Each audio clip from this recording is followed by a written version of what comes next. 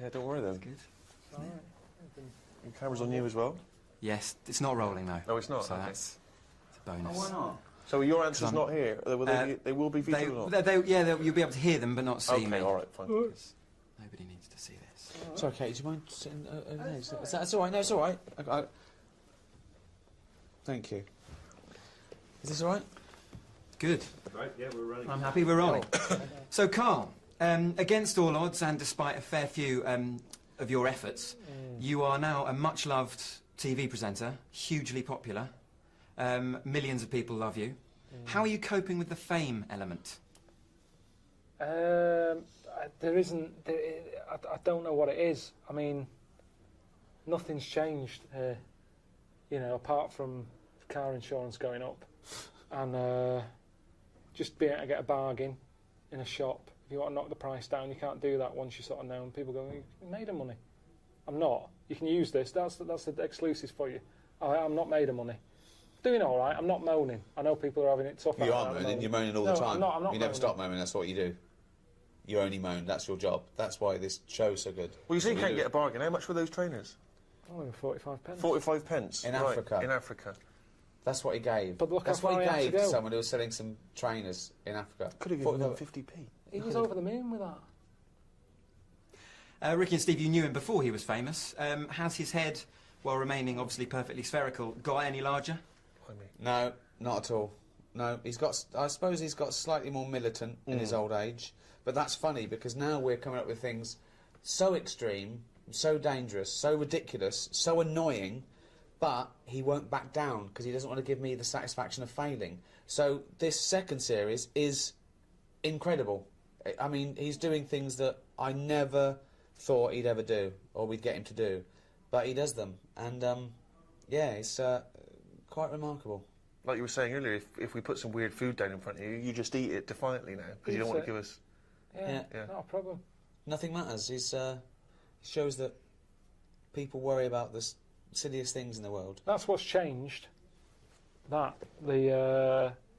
can eat anything. Which is weird. Yeah, I can eat anything. So if it does all go tits up and I don't do a third series and I spend all my money, I know I'll survive. Because now, if I'm homeless, anything that's crawling about, I'll have it.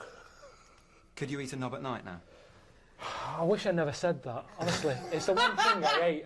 What was it that David Baddiel said that time? When you were saying we were having dinner and Carl was round, David Baddiel was round, and Carl was going up there, nothing. He's just on the radio, he said nothing. And David Baddiel went, no, you did that song, Knob at Night. Oh. Yeah, that's how I still feel. I don't feel like I've achieved anything that I'm really, really proud of. I would have done with this if it wasn't called Idiot Abroad, I think. But that's just a little bit of... You've tainted it a little bit. But it's an ironic title. You're not Yeah, an I idiot. don't like it, though. Carl, I don't like it. Carl, you're a genius. And I wanted to change it, and then Sky bosses are going, oh, it's established, we've got to stick with it. Why? Ricky says you're a genius, but you and you're obviously great mates, but you guys do give him a lot of stick about his physical appearance as well. Just from that particular screening, little bald Wookie. Obviously, head like a fucking orange. That's well known. Shaved Mancunian idiot. This is your life. That's well known. That shouldn't be well known, should it? No. That shouldn't be well known. Carl, oh God. Carl, this is your chance to get back, if you like. What phrases would you use to describe their physical appearance? Ricky first. To be fair, though, I've had a go at you. Yeah, but also I'd like to point out, it's Ricky who insults him. I don't call you names. I mean, I might sort of stand behind him and sort of cheer him on, like the worst kind of bully's mate. Do you know what? I'm going to show you how good I am. I'm not even going to... No, if you listen back on the old radio shows, he's always having a go at He has a go. He said when he first met Steve, he said it was a shock. He said that. First thing, he said, oh, that's a shock. I said, what do you mean? He said, well, I've never seen anything like it before. He's telling him to his face. Then he's putting on air that Steve's weird looking. Okay? So he started it.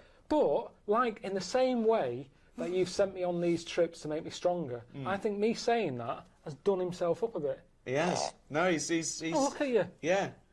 So, in a way, you've made me a better person. He went from a weird little goggle-eyed freak to sort of Clint Eastwood. Yeah. I suppose I have in a way. Thanks, mate. Hang on, what was that picture from that used to be on the notice board in the kitchen at XFM? That was your favourite, wasn't it? It's the weirdest picture of you. It was from The Guardian, and you know when they use the wide-angle lens to get everything in, you were on the edge of it, so your head was really distorted. It looked like someone had picked up Stephen Hawking by the legs and whacked him against a wall. It was really weird. Yeah. I don't And he know what loved you're it. talking about. He used to Really? go past to go and look at Steve. Hey, listen, we were both in the Heat magazine Weird Crush. Did you? How'd you get on? He in won. that? He came number Did one. he win? He won. Yeah. I didn't even win, you see, so I got handed to Carl. Yeah. I No, lost it's out better, to- though. Who did I lose out to? No, him. So he's No, weird it wasn't with the you. same. No, it was year. different years. Oh, was it? Wow. Yeah. Ricky, should go for you're Rear of getting the away Year with next. murder here, though. A goggle-eyed freak, their head like a fucking orange. Carl, give him both barrels. What phrase could you use to have a go at Ricky? Have I ever lost it with you? Pretty Done perfect, that? isn't I? I'm pretty perfect. No, I don't. I'm I smart, don't think I'm I'd funny, sort I'm of go with good-looking, nice. names. Sort of I'll philosopher. sort of go, you fucking knob. I don't think you can use that on ITN, but it's more that for me. I don't pick Well, they can. animals. They make a special exception for me. They allow someone to call me a fucking knob. It's the only thing they said. Can you It's remember? actually handed down on parchment. Thou shalt not say fucking knob Not censor. unless it's against Ricky Gervais, the fucking knob. When have I lost it with you and sort of got annoyed and You called you haven't. something? You haven't. You wanted me to call off the poster campaign. When I made that poster campaign, I said around the world, and there was everyone putting up posters of Karl Pilkington, world's roundest head, Yeah, and you asked me to stop it. yeah. That's it. Yeah. You thought it was demeaning. Couple of quick ones. If you guys had cast Carl as a character in The Office back in the day, who or what would he have been? Sorry, I hope you don't mind me What? talking about you like that. Cool. What would he have been? Wow. What? What would he have been? What would he have been? I mean, Yeah, what am I I meant to don't say? know. A bowling ball? What? Well, One of funnily Keith's enough, bollocks. is one of Keith's bollocks. Well, his mum phoned him up and said, "Saw you on telly the other night." She thought he was in the office. It was just a bald bloke fixing my computer. He's going, "No, it was you." He's going, "It wasn't me. I'd know if I was in the office or not." Yeah. That is the sort of job I would imagine you would be doing, though. You'd be fixing something, Stuff. wouldn't you? I'd probably be Make quite much happy work. with it. Sorting some problem out in the lavatories. Sort of quite a manual job, I reckon. Yeah. Maybe a courier that you come in. Helmets on. Yeah, but don't it's see a the face. perfectly round. He Yeah. wears a pink helmet, and they don't see the difference when he takes it off. I've got to wrap up, but very finally, I don't know if you mind, I'm getting married next year, and wondered if you wouldn't mind giving a message or saying why you can't be there or something. I don't go. I just don't go to weddings anyway. Honestly, I don't know you. You're getting married? Here you go. He loves a wedding. actually, can I use this as a? That's annoying, isn't it? Steve's annoyed that he's got a Of girlfriend. course I'm annoyed. Are there going to be any single women at this wedding? You can come. Yeah, answer the question. Yes. Okay, well, I'll consider it. He'd be best man. Suzanne's brother's getting married, and I don't want to go. But if I use this, is this on the telly? Just saying, sorry, I can't be there. You'll have a lovely time and everything. Good luck with the future. Say you're filming or something. Say you pretend you're filming. Do you know what? That's the only thing that would make me do Series 3. If we can put it at the same time as that wedding. Suzanne said you can get out of the wedding if you're doing a Well, TV she didn't. show. She sort of said, "Oh, you know, don't do it on purpose." But if I you're would, filming, honestly, I'd rather do another land dive than go to a wedding. I hate it. I've not got married because I hate them. It's not even I wouldn't go to your what's wedding. your fiance's name? Julia. Julia. Just say congratulations, Julia. All right, Julia, have a good day. But you hate weddings. I can't stand them. It's so forced fun. It's shit. Well, I can't show this now, can I? But I don't know why. How old are you? 29? And what was it? Your idea or was it Julia's Yeah, it's my idea? idea, yeah. Was it? She's lovely, yeah. I don't know why people rush into it.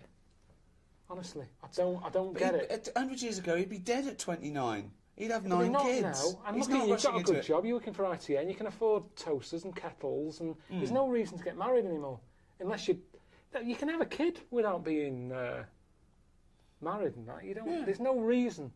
I mean, that's not his request. Are you paying for it, or have you got your mum and dad? A bit of both. Well, no, probably her parents are paying for it. They're giving a bit, yeah. Yeah? That's Well, how it a bit. works, No, they're isn't meant to... Julia's dad's meant to stump Yeah, up. he's supposed to stump up. If he's watching this and he hasn't paid a penny towards it, what Yeah. a stingy bastard. Yeah. Yeah. No. And given that I'm there, I mean, I'll eat his lamb, but I'm not enjoying it. No, What's the menu going to be? Well, if he got any sense, he'd start with some kind of mozzarella salad. Yeah. He'd move on to a lovely bit of lamb. Everyone likes lamb. Is there a fish dish? Well, there's something for the veggies, but who wants to bother? There's probably one or two of them, you know, a little pasty in the corner. Ooh. Just move the lamb out the way. Of course, yeah. And just have some of the veg that comes with the lamb. What are you thinking? Are you thinking profiteroles or are you thinking like a trifle or what?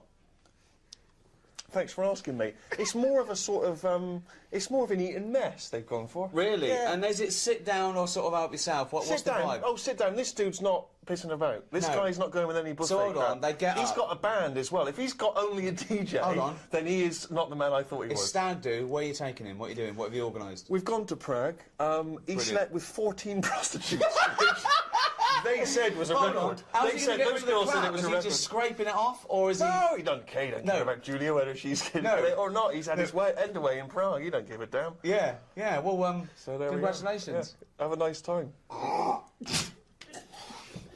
That is beautiful. It is. Oh, he's only gonna write it down for a whole fucking year. That, of course, signifies another reading from Karl's diary. This is the last one of both 2006 and on any podcast for a while. Let's make the most of it. Let's enjoy some of the wisdom. I also think it's the last time ever he will make an entry in this diary because you're not going to keep another one, are you? I don't know yet. I might just get a smaller one. But I found that since keeping a diary, I've gone out of my way to do more stuff. Well, you say that, but... Well, let's find out. Let's find out if that's true. No, I have. I read a bit in the news about people being injured while trying to cut open avocados. It's a food that ain't worth injuring yourself for. If it's a hassle to get into, or leave it to the experts. I have never bought one. I have also avoided coconuts and pineapples. The amount of hassle to get into these things outweighs the joys they give. Yeah. It's the same reason I never bought a pair of Dr. Martin boots. Too much hassle when it's time to take them off. Yeah, a lot of my mates used to wear them in like the 80s. You know, you can't just kick them off, can you? It's a big upheaval. You've got to unlace them, you mean? Yeah, I mean, since I found shoes with Velcro on them, brilliant. Just the way, I don't understand why laces... Is it because you can't tie your laces? No, I can do it, but it's wasted time. You're so lazy. Wasted time. That gives him more time to sit around and look at insects eating biscuits. How long does it take off a pair of boots? 14 it's ridiculous. Seconds? He can't fit his days as it is. No, but I don't understand how some inventions sort of catch on and other things don't. But this is what I mean. He's got too much time on his hands. Sitting around at home thinking, why are we not using Velcro more? But there's one Velcro manufacturer going, yes! At last! He said what needed to be said. Why don't you get it sponsored? Because you could wear a Velcro toupee. Because that would be great if we could do that. If someone could invent a little hairpiece for Karl, Velcro's the little bit of fluff he's got on the top of his head, his shiny orange-like head.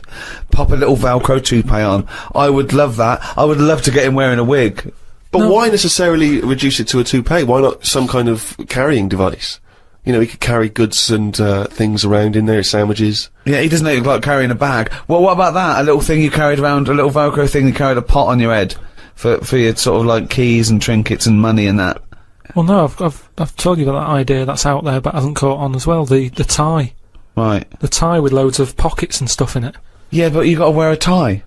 Yeah, but that'd be quite nice, wouldn't it? I've never wore a tie because I always think, what's the point? It's just hanging there in the way. Can you imagine this image of Karl walking around in his big Velcro shoes, a tie with an apple stuffed in it, car keys, iPod? No, but don't you think it's a good idea? Would you wear it with a shirt and collar or just a t-shirt? No, wear it with a shirt. That's what I'm saying. It's an invention that will smarten up the world. Now, a tie, what does a tie do exactly? Yeah. What does it do? Nothing. Right. So I'm saying make it do something. But I'm saying don't wear it at all. Pop your keys in the trouser pocket. No, or take a bag. Because the world is getting more and more scruffier, isn't it? When you look I don't know what that means. I don't know what that means. When you look back at, like, Victorian times and everything, everyone wore a hat. Right, they wore a tie, they wore a suit. And it was a nicer looking place to look at. When you see it on pictures, you go, what a smart world that is. Well, you can't see cholera and things on pictures, but sure. No, but I'm just saying it's better to try and cover it up with a bit of, you know... cloth. Yeah. Yeah. The world looked nicer with more cloth. Whereas now everyone's rowing about scruffily. So what I'm saying is, if we make the tie more useful, and give it a purpose, it might come back and the world will look tidier. But a tie, its purpose is to look smart, really. Well, originally it was because we didn't have buttons, so it kept the collar up at the front. That was the invention. It was a useful invention, the tie. Yeah, it was called a tie. It tied together, okay? Yeah. So then, when we had buttons, that we didn't really need the tie, but it was a symbol of smartness, like saying, I've made an effort, okay? But now, that would go away. So now, you wouldn't look smart with a tie. They go, oh look, it's like a bag round his head with his apples and oranges and his keys and his sticks he's making a nest out of. So it would be scruffy. It would make the tie scruffy, so it would defeat the object. So now when you're carrying stuff round, I mean, crawling on all fours because your shopping's so heavy round your neck, they'd go, look at that scruffy fucker on all fours. Oh look at his lovely head of hair. It's Velcro! It's a hat! Yeah, well, that's the other problem, isn't it? I can't go back to a wig now. My theory about reading old news is right. It's less bad when you know it's old. It was a story about a weatherman who was fired yesterday for having a nude picture of himself on the internet. But that happened 2 days ago. He's probably got another job by now. So old news isn't as shocking. Well, old news isn't news though, is it? It's olds. What are you doing? Just reading the olds? No, but what I mean is, if someone... Stick the video on of last week's news, I just want to catch up on the olds. Yeah, but then it's still news. News is something that you don't know, isn't it? If someone tells that's you everything to you. That's information, Carl, not news. Yeah. But news is information. No, and the key with news is the word new. No, I don't think it is it? It's just information, but they tell you at 10 o'clock at night. It's like, what information's gone on? Bong. Here's some information. Yeah, that you didn't know before, because you couldn't have, because it only happened today. Bong. Yeah, but never mind that. I'll tell you in a couple of days. It doesn't matter as long as you get the same info. Bong. Yeah, we can't call it news, though, because it's misleading. We'd get done. It's called olds. Bong. Yeah, but listen to me theory. What I'm saying is that if someone in your family, you know, it's Christmas and that, I don't want to bring the tone down, but someone dies in your family. Now, say if you're away on holiday, and they don't call you because they don't want to ruin your holiday, then you come home, and they go, Uncle Frank's dead, and you go, oh, when did that happen? And they go, 2 weeks ago. Now, because everyone else has got over it, it's not as bad for you. Because part of bad news is the way everyone's walking around moping, going, oh, have you heard the news? Frank's dead. But because everyone's got over it, time is a healer. That's what I mean about old news. It's better than new news. But according to you, the only news that really matters is stuff that affects you. So it doesn't matter when you... there was an earthquake, when was it? Yesterday. Phew, that's alright then. Often the aftermath is worse than the actual event. 2, you only care about things that actually happen to you. So the doctor goes, you got a kidney stone. Oh, when did this happen? 2 weeks ago. Oh, that's alright then. Doesn't make sense.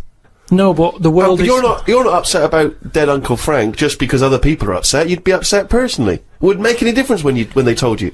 Yeah, but it is everyone else's emotions that make it worse, I think. Knocking around people who are miserable. What about warnings? What about when they do things like smog warnings, or, you know, there may be a... I don't like it on the news when they sort of say, news just in. I think, oh, what's this? You think, oh, what's going on? But it might be useful to know it. Important information. No, it just makes you panic. What? Yeah, but sometimes knowing stuff keeps you alive. Yeah, I don't know if I like it. It's sirens, you see. I don't like sirens, do I? I've said to you, I think it's a scary noise. Well, it's meant to be, so you get out of the way. No, it's not meant to be. It's a sign to get out of the way. I'd prefer it if it... Like I've said... Hiya! Could you just move out of the way it can be anything, as long as we know. It can be a chicken noise. But as long as you know that's not going to freak people out. No, but it sort of makes you smile. But you'd go, oh, best get out of the way. You're cycling along and you hear what sounds like a giant chicken behind you.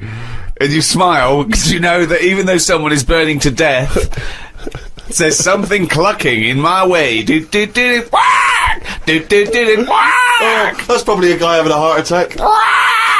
Going to my mum and dad's today. I'll cut to the chase, Rick. They basically, we got about 4 pages while they drive to his mum and dad's. Oh, Jesus I'll skip past that because it takes fucking forever. Got there, mum and dad, his mum made him some dinner. The old woman next door, brackets, whose man was a witch, just pop that in brackets. Just pop that in brackets. I think we've discussed that before, actually, the old woman whose mum was a witch. Whose man was a witch. Yeah. Oh. The old woman next door has been worrying because she keeps seeing adverts on the telly about changing to digital TV. She's saying she doesn't want wires drilled into her walls because they'll make a mess. My dad told her that it doesn't matter because it'll probably won't happen until 2012 and she'll be dead by then. He didn't say that to her, though, did No, he? he did. They've got, you know, she's old. It doesn't. She knows she's going to die. I mean, it's something we've all got in common. And he's right, isn't he? Why is she worrying about it? Maybe that's sorted it out. Put it into perspective for her.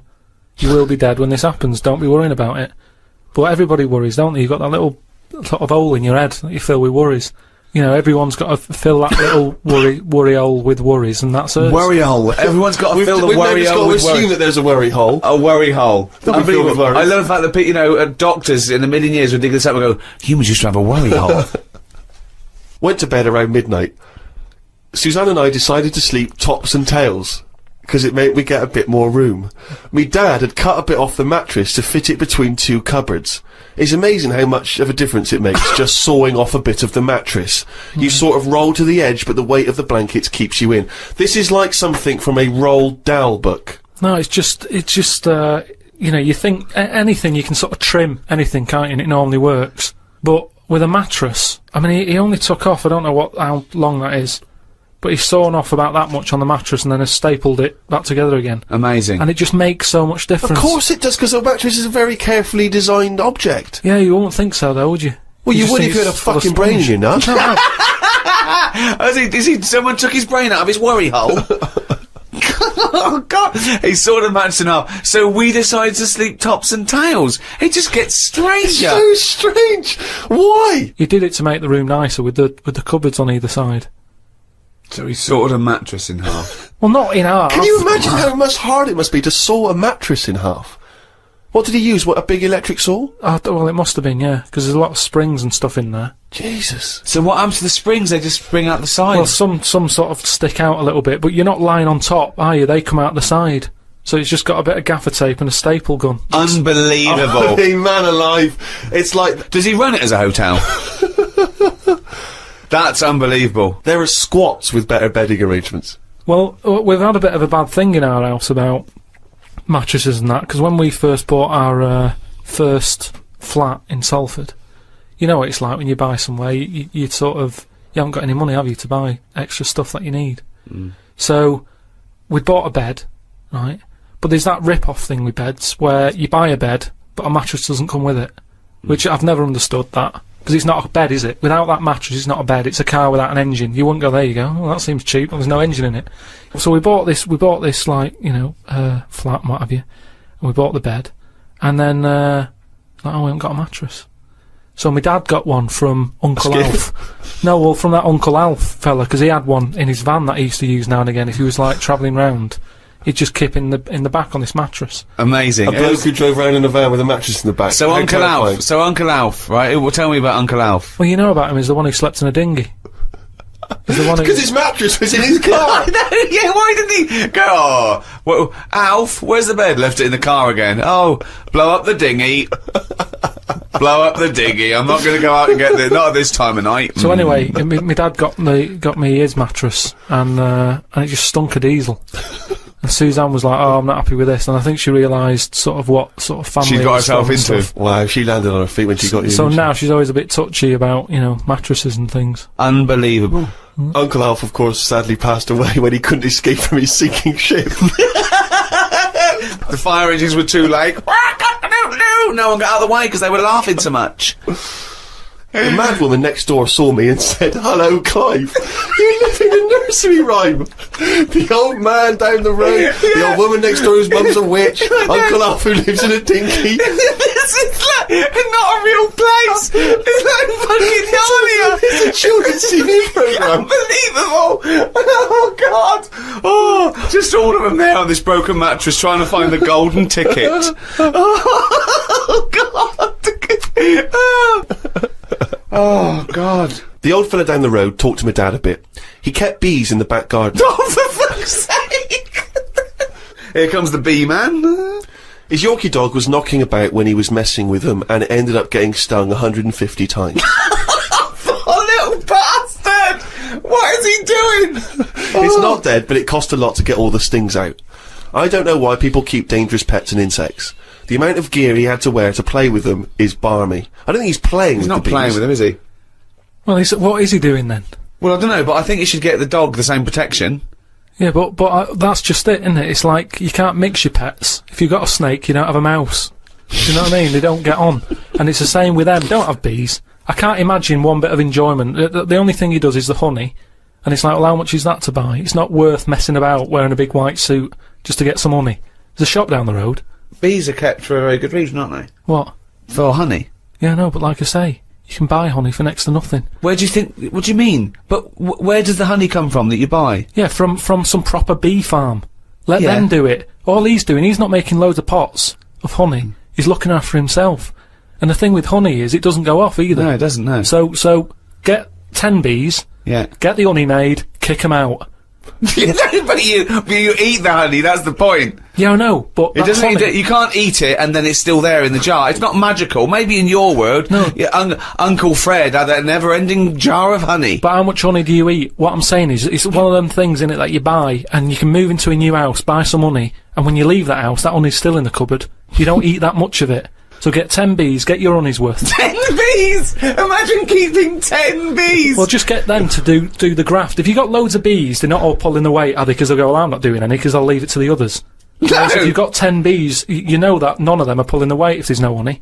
That's what I'm saying. No, it's not a workhouse. Bees don't knock around saying, I got a bad back. Anyway, back to this reading from the twits. The news covered a story about a fish that knocked about 400 million years ago. It was 33 feet long and had a jaw strong enough to eat a shark in one go. All the dangerous stuff seems to die out, and yet things that you think wouldn't stand a chance, like worms, are still here, yet they have no legs or eyes. I saw a future human in the news article the other month about the future woman. She had 3 breasts. They looked all right. Well, no, that's not. I can't see how that's going to ever evolve. No, well, they say about how about evolving and that. I read that there's going to be ugly people. People are starting to go ugly. Yeah, they're still going to have bilateral symmetry, I imagine. I don't know what that means, but I'll tell you now, right? They're talking about like people who are just like, you know, you look at them and you go, oh, look at the state of that, right? And it'll get to a point when we're all so ugly that no one will have it away, and we're just going to die out. Well, that's not true either. That's not true either. That is the biggest worry. Well, no, so... That's the world's biggest worry. So as we evolve and we change, our mindset doesn't change. We're still going, I wish we looked like they did 1,000,000 years ago. I don't fancy anything. No, but look how things do change. But why are we all going to get ugly? I don't understand. It's just the air and stuff, isn't it? It's just... the air or the hair? You know, the air that we breathe and stuff, and the food we eat. Everything's changing, and we're not going to look that healthy, and we're just all going to go ugly. You've only got to look at some stuff that's in the sea, and you think, look at the state of that. What's that got to do with the human evolution? But the stuff in the sea is still propagating. Yeah, but they've been around longer than us. But it's still reproducing, so your theory falls down. But they're deep down, aren't they, in the dark, so they probably can't see what they're having it away with. If they were up on the outside, they'd have died out ages ago. Why? Because they wouldn't fancy the other stonefish or yeah, because they're really sea slug. odd looking. I can't remember the name. I think it was a viper something. It was just a head. But Carl, the fish that's just a head. It was well ugly.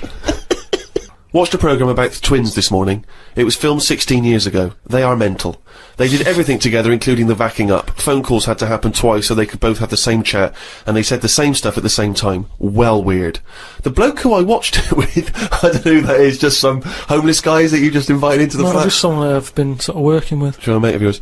He said he fantasised about having it away with a pair of twins. I don't see the point in this. If you're going to have 2 of something, I would prefer to have 2 different. Have 2 different women. If I had 2 cars, I wouldn't have the same one twice. Same rule with women. I don't even normally like buying the same pair of trainers twice in a row. No, if you're going to have something new, make a change. It's like that fella who was going out with a woman and then left her and went out with a twin sister. Not worth it. Not worth it! It's not worth the upheaval, is it? Because it's exactly the same model. I watched the final of I'm a Celebrity, Get Me Out of Here. It was between singer Jason Donovan, singer Mylene Class, and singer Matt out of a boy band. I had my money on Donovan, but Matt won it. I think it was because of his last task. He ate a fisheye, some grubs, a big fat insect that they have on every year, a crocodile knob, and a kangaroo anus. I feel like we've come there, Rick, to where we entered. It was this time last year when we first started the podcast that we were talking about I'm a Celebrity, Get Me Out of Here, and you coined the famous phrase I could eat a knob at night.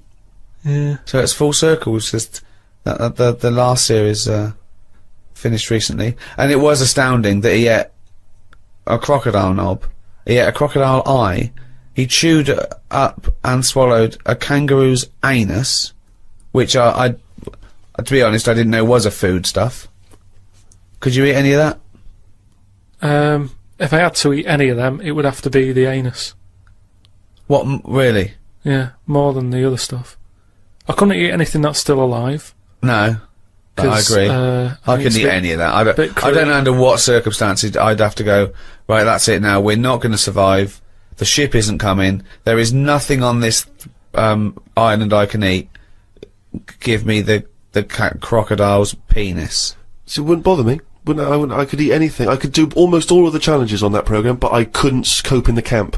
I couldn't cope with the lack of food and the uncomfortable bed. That's all that would do my head, and I'd drive people spare, whinging and complaining. I couldn't cope with any aspect of it except the physical challenges. I couldn't cope with sleeping with people snoring, the things crawling over you. I'm not so squeamish about that, like snakes and things, that's alright. But the eating is ridiculous. It's out of the question to eat a worm or a grub. It doesn't concern me. I don't know why I don't see really what the difference in it. The texture's probably the same as lots of other things. What would hunger do to you, though, do you think? Would you think I would change? Do you think, if it really was a choice, if someone said, and I knew I would die if I didn't eat worms... I think you would, yes. I think you'd complain and you'd whinge for a while, and you'd try and put it off, and you'd hope a ship would turn up, but when it didn't, you'd start chowing down on a bit of crocodile anus. But then where's the rest of the crocodile? Well, yeah, that's a good who's point. been eating that?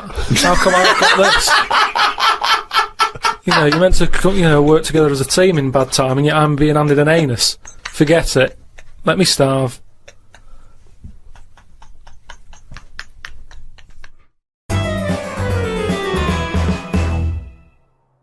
I went to, what's her name? Harley Street. I went for a check-up. And, like a medical. Posh, you know Harley Street, it's like it's the top doctors, isn't it? I've never been before. Yeah. All posh buildings and that. I went up to the counter. I said, I see the doctor. They said, name, yeah. Give us 10 minutes, go and wait in the waiting room. Dead posh waiting room. Dead fancy. Big leather furniture and that. Yep. Loads of magazines. I mean, like a newsagent's. Yep. In the middle of the room on a table. Loads of them. So I'm looking through, and there's the top quality ones, your Esquire, GQ, Classy, Yacht Weekly, all that. Country Life. Boys. Boys? There's one there, yeah. Boys. What's that? Right, lifted up like the one on top of it. And it's like Boys with a Z. Two fellas stood there, looking, sort of Italian looking. Yeah. Right. Dungarees on. No shirt, though. No shirt, just dungarees sort of unbuttoned, hanging down a little bit. Sure. So no one else is about. I'm never going to buy a magazine like that. You're going to tell us you looked through a magazine? I had a little look, just because I thought, like I say, it's one chance. You're always looking to learn, aren't you? You're always looking to learn. Yeah. Always open, there might have been something in there that I go, right, I get it now, I understand why they like doing that or whatever. Yeah. Right. So she said I was going to, 10-minute wait, I can have a quick flick through. Picked it up, had a look. Still none the wiser. Why? Well, what did you see when you opened it up? Just loads of... like I've said to you before about, I don't know why you like looking at knobs when they've got one of their own. Right. There's no surprises there. You're not going to go, Sure, that's yeah. nice. Some had, like, car oil on the face. Knob out. Yeah. There was someone sat on, one of them square things of hay. Oh, yeah. Sat there, sort of sat on it, straddling it. Yeah. That must have been uncomfortable. Again, knob out. Yeah, just looking like it's normal. That's Sort of crazy. like No that. farmer walks around like that. What was the other one? There was, motorbike. They always like them. Yeah. And I'm going through, and then, like, the content is all puns. Right. Everything was to do with knob. Right. That's the only bit they're interested in the male body. Look at this bloke It's straddling not- this huge throbbing thing. The bike's not bad either. Yeah, Yeah, all that, yeah. loads of them. It was just cock, just 100%. Like let's just talk about the knob. That's a good name for a gay magazine. 100% cock. 100% cock. Did it not at any moment sort of maybe slightly unnerve you that the doctor might come in and see you reading boys? No, because I Or wasn't. what about if I walked through? Because I remember once when you were in hospital about to have a tube going down your knob and you were sitting in your pants with stockings on and I walked through and you were horrified. So what if I'd have walked in then and went, Yeah, Carl, what are you I doing? would have just said, "Look at this. Look at this. It's free." And I said, why did you bring that with you? No, I would have just said, "Look, does it look like I brought it with me?" Look Yeah, at this. yes, it does. Well, Because I've never, what? So you because look I at would never see, you would never see a gay magazine in a doctor's waiting room. So I think you bought that and pretended that it was there. That's the thing. I was amazed by that because there was no there was no Mayfair or anything. They just catered for if you wanted a bit of knob action. It was really, I could have complained. So if you're going to have this, where's a bit of the other? Yeah. Yeah, you had a bit of this, where's a bit of the other? I know one of the things that they had, and I thought they're really struggling with ideas. They had a Sukoko. As in Sudoku. Yeah. Sukoko. Sukoko. Surely Sadiko is better. No, because it was like Sukoko. Yeah, but it's dick as well. Subdico. Yeah. What? And it was still a Sudoku style puzzle, but it just had that name. Yeah. Yeah. It's just So everything. It It's was all just Sudoku, but called Coco. That's amazing. That is amazing. Now, That- if I was gay, do you know, like Let's you have say, a game of Lubo. Let's have a game of Knobopoly. Noberation. Noberation. Let's have a game of chess. Cock.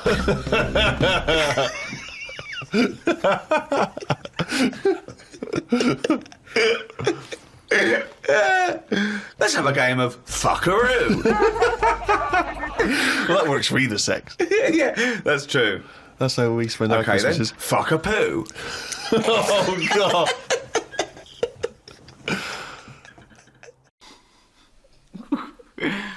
Hello, Ricky Gervais with me, Warwick Davis. Yeah, can I just say, this has nothing to do with me, the fact that I'm dressed like this. It's because what he wanted. I like dressing him up. It's, let me explain. We've just been working together on Life's Too Short, and I can't get enough of this guy. I've sort of combined my two favourite things in fiction, really. I love Robin from the Muppets and the dwarf Warwick Davis. So. I see what you've done now. so I just I wanted to combine the two, didn't I? You fused us, basically. I got my own little frog. Oh, God. I'm just glad you didn't bring the puppeteer along. So I invited Warwick round to my house, right? And he thought we were going to have a drink or something, or dinner, didn't you? Yeah, I thought it was dinner. I haven't eaten. And I invited this, and he's like a little frog that's coming from the garden. Oh, he's heavier than you think as well, isn't he? Yeah. Yeah. So what was it like filming on Life's Too Short? Oh, every day was an adventure, to be honest. Look at him! He's dressed as a fucking frog! Yeah. Oh, this is my best day ever! We So- cut out his little ears, didn't we? Yeah, we did, yeah. Yeah. Little frog. Could you hop? Could you hop up I the don't stairs? think I can hop. I Have a honestly go- don't. Well, you can have a go. Now we've got the... see if you can hop up the stairs.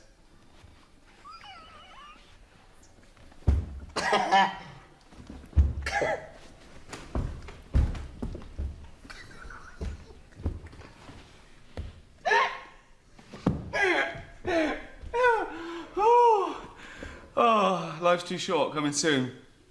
Oh, God. Could you stick to a wall?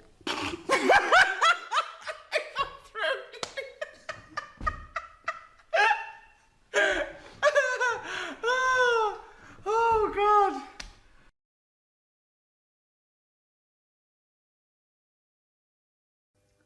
Let's go shopping. So, I'll just come into a shop, okay?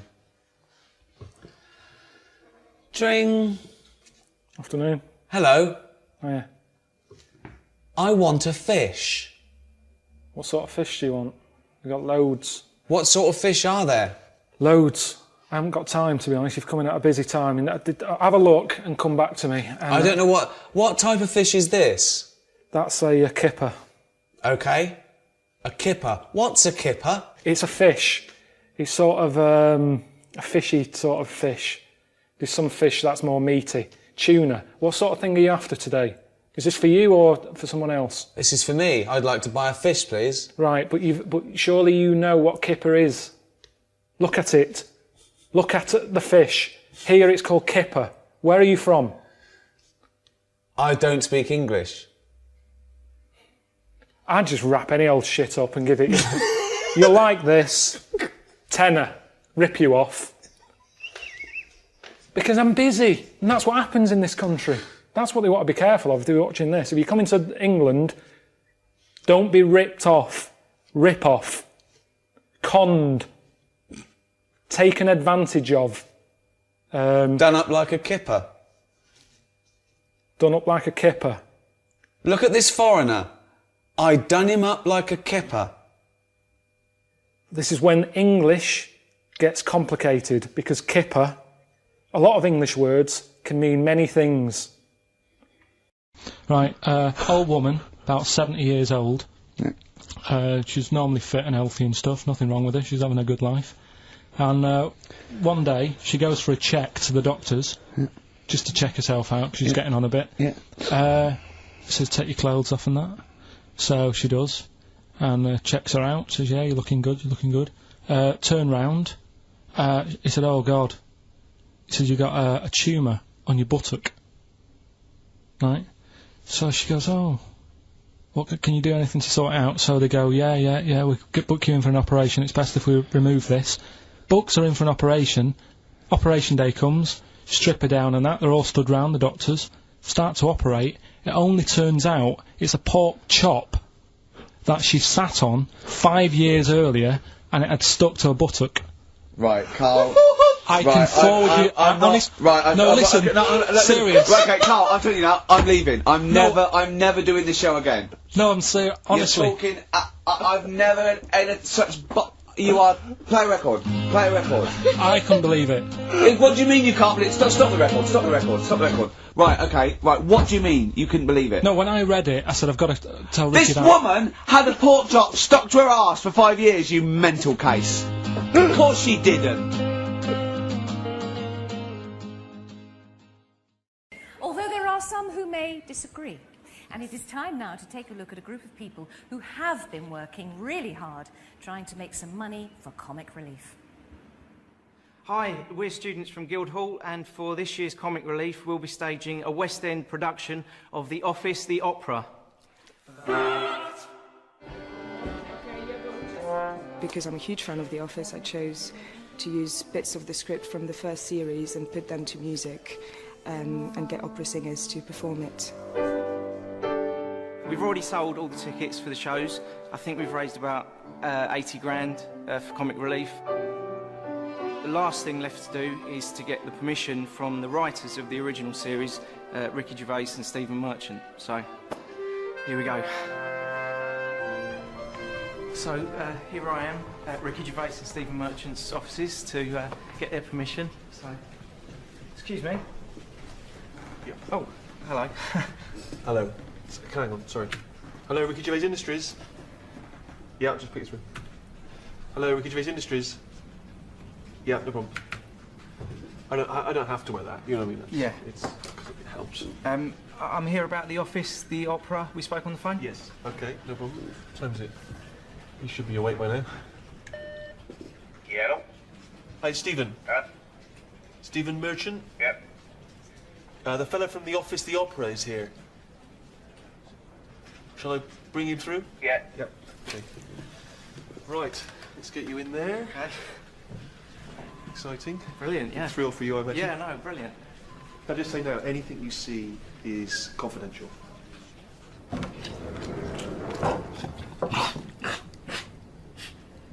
The fella from The Office, the opera is here.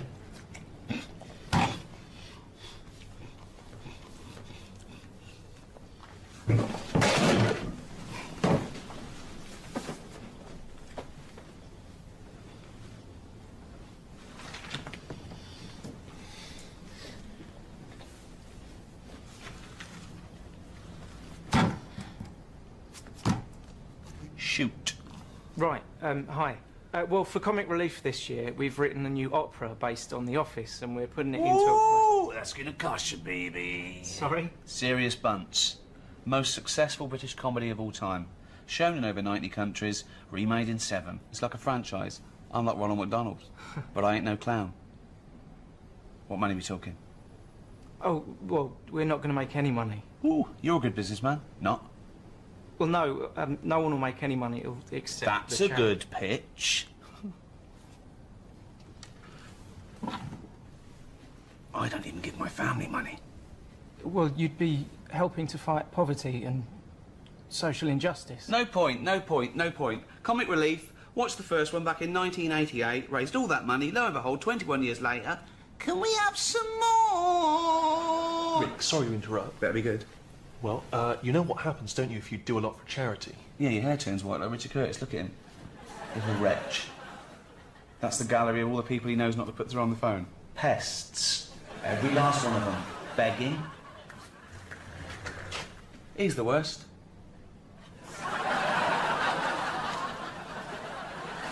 Hey, Rick, if you do a lot for charity, you can end up with a knighthood. Knighthood? Yeah? Does that sell more DVDs? 7 million worldwide. Or does it get you more awards? Well, it is an award. Keep talking. I mean, it's really the top award, isn't it? Have I got one? No. I haven't got a knighthood? No. Seems a bit weird, with all the awards I've won. 82. How'd you get one of them? The Queen gives it to you. Call her. Well, I can't call the Queen. Offer her part in extras. We're not doing any more extras. Got out when we're on top, same as The Office. Always worth doing something for Comic Relief, though, Rick, because, you know, allows you to show another side of yourself. How many sides of me do they want to see? At least one more would be good. I mean, I think you're a versatile actor. I am. I'm a huge fan. But what do you say to that small group of critics, tiny group of critics, who say you're not a great actor at all in any way because David Brent, for instance, is not a great creation because you basically are David Brent? What do you say to them? He sat back in his chair, pondering the aforementioned slanderers. To wit, vis-a-vis, am I or am I not, like my brilliant comic creation, David Brent, entering my self versus ongoing fictional personality dichotomy? I would say no, I'm not. So what? It's a brilliant argument, but I suppose what they would say is David Brent, he's from Slough, very near Reading, where you were actually born in real life, which means you sort of do the Reading accent. Brilliantly. And then remember Andy Millman in Extras? Yeah. He's from Wokingham, also in the Reading area. And Ghost Town, that film set in New York that you did? Weirdly, you play an Englishman who also appears to be from the Reading area. Yeah. Yeah, no one does the Reading accent like me, except everyone else in Reading, but... What if we go down and see the production, and if you like it, then you can give it your blessing, and off they go? So, they want to see another side of me, do they? Versatile actor. You seen the film Gladiator? Yeah. On my command, unleash hell. Did you just do that in the Reading accent? Yeah, I can do it in any film or TV series you give me. So, if I'm like David Brent, sue me. You're not even wearing a tie. You never know what you're going to get. Versatile.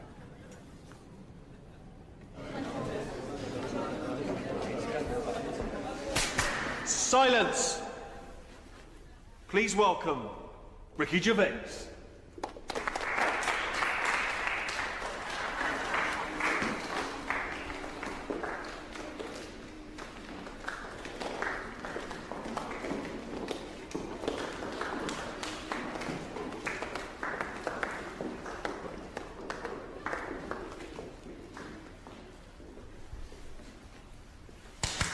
Begin.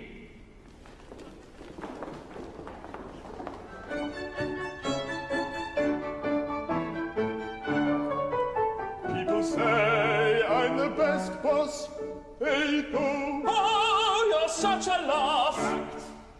You get the best out of us. You're such a laugh. Such a laugh. Such a laugh. Gareth Keenan, assistant regional manager. Gareth Keenan, assistant regional manager. What is in there? It's my step.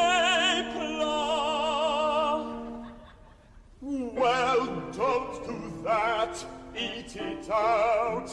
There's people starving in the world, which I hate. It's such a waste.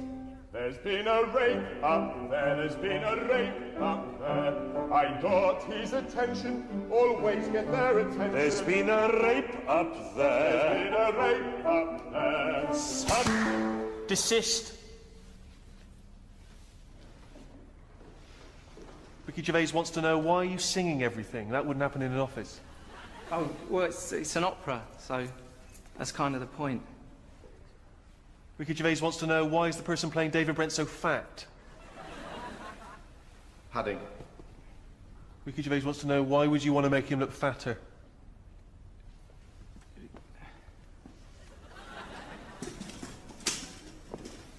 Ricky Gervais says, why is he not playing the role of David Brent? He's not part of the group. He's a stagehand. He can't even sing.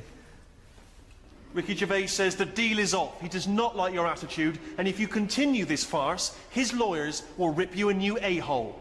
Did he say a-hole? No, I've cleaned it up.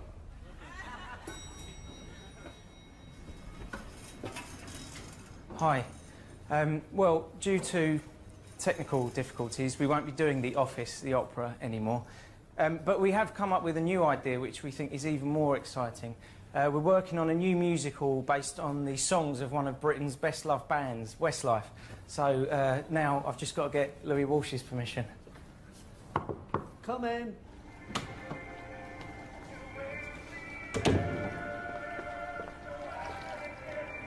So you need my help? Ooh. Favour for a favour. Oh.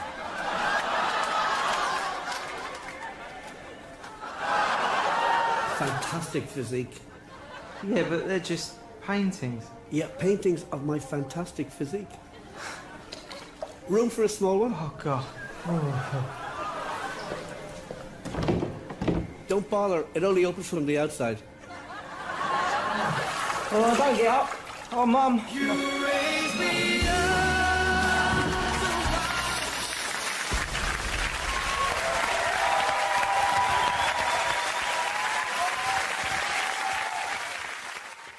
Animal rights is a hot topic. It's a big issue. What rights should they have? We test drugs on animals, and we're basically saying if they die, they die. We'll learn something from them. People do make distinctions between animals' rights. They know that it's probably more acceptable to kill an ant than punch a cow. Yeah, exactly. I told you, didn't I, about my dad's mate who had a monkey and he had to thump it. What? Well, there's two things there. One, why did he have a monkey? Two, what sort of discipline is thumping a monkey? What was the monkey doing? He was annoying his wife a lot and sort of, pinching her arse and stuff like that. Right, No, right. that's Wait not a minute. true. We've It's never not heard true. this before. How have we had all these years No, of I'm sure I monkeys and told we've you never about heard this it ages before? ago. Your dad had a mate who had a monkey? Yeah, I'm sure I told you. Why did he have a monkey? Just for a laugh? Well, it was back in the day when people did. They all had like odd sort of pets, and that, didn't they? In like about 68. Oh, 1968, when everyone had a monkey. We had to thump it. Now the weird thing is, no, that's weird enough. Is this is all the story? This is the entire story? No. You've got all the information you've got is he had a monkey and he had to thump it? yeah, my dad told me about it when he found out that I was into monkeys. He said, "Oh, Benny thumped one," and Benny thumped one. Oh, my son's into natural history, particularly simian variety. I've got an interesting fact for you, Carl. Sit down. What is it, Peter? Benny thumped one. Brilliant. But what was interesting is the way that people are thumping other people all the time. No one bats an eyelid. Thump a monkey. People go, "You thumped a monkey." Yes, they do. They do go, "You thumped a monkey." So that's what's weird, isn't it? But this chimp doesn't want to be caged and kept in a fucking council house in Manchester. No, it was quite happy. And if it wants to wasn't live like a happy. human, I mean, in the 70s, You know, there were all the teabag adverts and all that, and they were loving that. No, they then weren't people loving interfere. People go, that's unfair. Now they're in like a cage in a zoo. You go, it was better when I was pushing a piano up the stairs. They weren't really. They weren't actual delivery men. They weren't really sitting down and having a cup of tea. Well, it wasn't a documentary. A week in the life of the monkey delivery men. I love that. Chimps in a zoo now going. Okay, now at least we were free. Remember when we used to drive a van? And we're on 58 quid a week. Yeah. They're not meant to be kept in a house in Manchester. Cruel to keep a person in a house in Manchester, so it's fucking cruel to keep a monkey. Well, obviously, Carl was out with me last night, and he saw that I'm, he knows I'm a ladies' man, and that was obvious. Carl, you could see the vibe around me, couldn't you? When the chicks were talking to me. And just remembered recently, actually, I was on a train coming back from hometown Bristol, and I was on the train, and this girl walks on, good-looking girl. I thought, hey up, largely empty carriage. I'm thinking, my luck's in. Because I take every opportunity, Carl. That's the thing about me. I don't choose. She was a good-looking girl. She sat down. I thought she sat down right near me. I thought, brilliant. As this guy comes up behind her, and says, I think it's probably a boyfriend or something. Sits down next to her, and I listened in on the conversation, obviously, because I'm pretending to read. It was very clever. I read the same page for hours. So I was pretending to listen. I was listening but pretending to read. And I realised that it's not her boyfriend or anything. It's just some guy she's met on the platform. And I'm thinking, brilliant. If she's the kind of girl who's just going to start talking to someone, on a platform, on a train, brilliant, I'm going to be in here. Because he was only going one stop. So I'm thinking, what's the worst that can happen? He'll nick off, I'll get chatting to her, and who knows, I could join the... is there a train equivalent? Foot High Club. The Foot High Club, brilliant. And so I'm excited, I'm listening in. And it turns out that they're both kind of graduates, they've just finished university, or they're coming to their finals or something. And they're chatting away, and he's making a couple of witticisms, and she's kind of tittering at his jokes. I'm thinking, well, I'll tell you this, if she's laughing at this kind of material, I am going to blow her away, with my kind of anecdotes and wry observations, It was weak stuff, I got to be honest. Really? He was coming out with nothing. He was running on empty, as far as I'm concerned. Yeah. And she was loving it. So I'm thinking, brilliant, I'm going to be right in here. And then they get moving on to higher brow things, and I think she was going to study kind of Marxism or something like that, or communism, something. And she was asking him, by way of conversation, she was asking him what he knew about Marxism, And he was fumbling for his vague knowledge of it that he had in his life. And I'm just sat there thinking, come on, love, in any given capitalist environment, the proletariat will revolt against their oppression by the bourgeoisie, and after a brief period of socialist rule, emerges as a classist society governed by community cooperation. Well, if that sort of talk wouldn't get a woman hot, I don't know what you'd use then. If Marx and Engels is not going to get a woman sweaty down below, then nothing is. Then my name is You're not just Steve biding Merchant. your time. Exactly. I'm just going to go in for the kill any minute. Yeah. So anyway, it comes to his stop. Right, he gets off. I'm thinking this is a piece of cake, and he gets off, and off he goes. He walks off, and I'm thinking brilliant. And I thought, I'll wait. I'll wait till the train's pulled away. I'm not going to leap in straight away. No. And he comes back along the carriage, and I'm thinking, hang on a minute. He goes, listen, do you mind if I give you my email address? Oh. Right, and if you want to get in touch, email me. I'm thinking, come on, you loser, get off now. Save your face, please, before it's too embarrassing. She accepts the email address because she obviously doesn't want to hurt his feelings, whatever. I'm thinking, fair enough, she's a good woman, I'm liking her. I'm loving her, I'm thinking, that's my kind of girl. So anyway, he gets off. I'm sat there, the train pulls away, I'm thinking, I'll wait a few minutes, I'll just, give it some time. Her phone rings, it's her friend on the phone. And she starts to it, and I was listening in, and she was going, just met a guy on the train. I'm thinking, yeah, that's true enough. She goes, he was a good-looking guy. I thought, you're having a laugh, love. To be honest. Because I was looking at him, and she said to her friend, he looks a bit like tennis player Boris Becker. I thought, you should be so lucky, frankly, because I saw him, he had awful facial hair, if that's what makes him look like Boris Becker. Terrible little goatee beard, it was laughable. I thought, I don't know, and then she goes to think, and she's like, I met him, we got chatting and stuff, and she was going, it's not often that you meet someone, generally in life, who's, kind of thoughtful and intelligent and funny. I thought to myself, I'm not even going to waste my time with you, love. Frankly, if that's what you thought of him. You just walked away. And I'll be honest with you, I didn't even bother talking to her. No, you were just didn't even above waste it. my time with her. If she thinks that bloke is not If only she thought great he was looking, funny, but great funny looking- and intelligent, and she got on well, and he was polite, and it was a chance meeting, and he thought, and she thought that you were like a freaky looking dork who didn't even have the nerve to If speak. that is what if that's she what was she thinking, thinks, then then I she's don't not- want to know it. I couldn't. You walked away, and good luck to you. And I have my dignity intact. Yes, and she's nothing.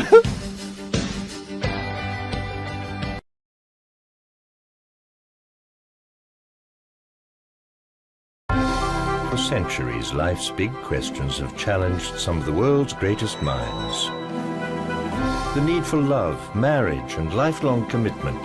The yearning to reproduce, and the survival of the human race. The search for a vocation. The desire to find happiness. And the inevitable death.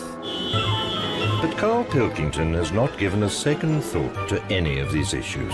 This cat's cross-eyed. I've never seen that before. Now he's turned 40, he thinks it's time he did. He's travelling around the world to see how other people deal with life's big questions. We've had the Iron Age, the Stone Age. This is the about age. Karl wants to know why people get married. Just because two people love each other, they drag other people into it. Get on with it. He wants to find out if you need to have children. This is definitely confirmed that this is not for me, this, at all. Do you need a vacation in life? Tell you what, thirsty work, though. What's the secret of happiness? And how do you deal with death? This is the moaning of life. It's like, who's the mental one here? Is it me or everyone else? Take it in your hand and grip it lightly. Like that? Oh, that's good. Now, first, take a deep breath and blow. Don't suck. And then put your finger... Oh, God! Just take it in your hand and grip it lightly. Like that? Oh, that's good. Now, first, you take a deep breath and blow. No, don't suck. And put your finger over the hole. Just take a deep breath and blow. No, don't suck. And put your finger over the hole. Fuck me! I'm so sorry. Okay, same place. Take a deep breath and blow. Don't suck. And then put your finger over the hole. To see him come at me with all that I'm a hard bastard stuff, I'd say, put the baseball bat down. Send the minders home. It's just you and me.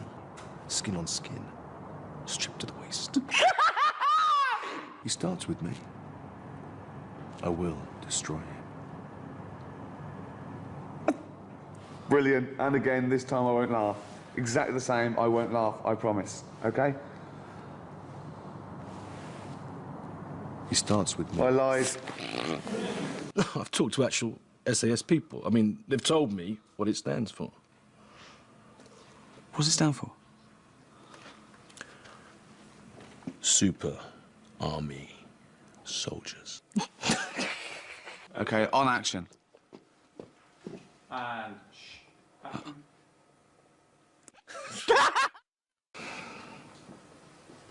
Okay. Not okay. Super.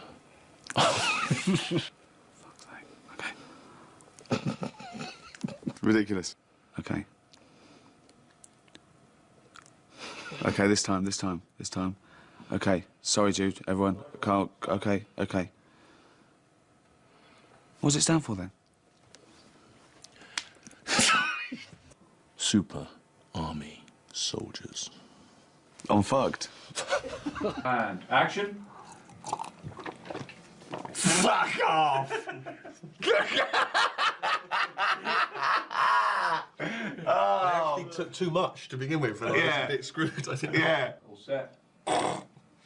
Told you. Fuck. And action.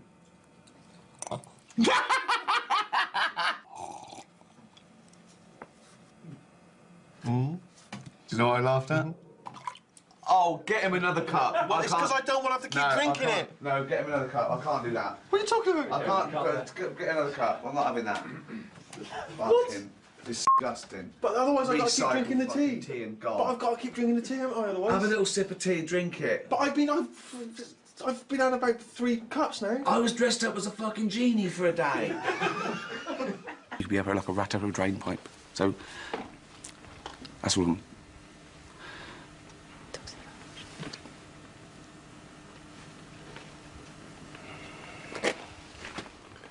I'm so sorry. I'm so sorry. It was so long. I'm so sorry. I was having too much fun. And action. I had butted a Norse once. Sorry. Shooting Jesus Christ. So it was a silly hook, and then it come back for a bit. Is it the fact that I've got one leg shorter than the other? I hadn't noticed. You hadn't noticed. Sorry. Is it the leg? Is it the fact that I've got one leg shorter than the other? I hadn't noticed. You hadn't noticed? What are you doing, Rick? I'm just trying to not laugh. There's that thing they teach you at school. No. No, Chow, no. That is actually a Cantonese word, which means free spirit. Chandor. Don't do the face. What face? You went that. It's just... That's because me genuinely trying to... God, he wasn't even pulling a face. Oh, hello, mate. All right, check this out. You'll love this. Come and have a look. You type in 58,008 into a calculator. Turn it upside down. It is funny. Turn it upside down. Boobs. It's worth making it up. All right, mate. Come and check this out. I typed in 58,008. All right, mate. Check this out. I just typed in 50. Fuck me. Sorry, this is absolutely outrageous, guys. We're two absolute professionals. Ah. Okay. Okay. All right, mate. Just check this out. I just typed in 58,008, and amazingly. All right, mate. Just check this out. All right, mate. Just check this out. I just typed in. Just check this out. Turn it upside down. Just typed in 58,008. All right, mate. Just check this out. I can hear you go. All right, mate. Check this out. I just typed in 58,008. Turn it upside down. Boobs. Let's just keep going from there. 20 million? 40. Double it. That's right. Plus 6. 46. 3 days. 75 days. Biggest Christmas day ever. Bye, nerd. Oh! I'm a nerd? Just pick it up. I'm a nerd. I've kissed Cameron Diaz, Drew Barrymore. I'm a nerd. I've slapped Jennifer Aniston on the I went anyway. Who are you? Nobody, but I... Who? Nobody. Nobody. Nobody. Nobody. Nobody, but...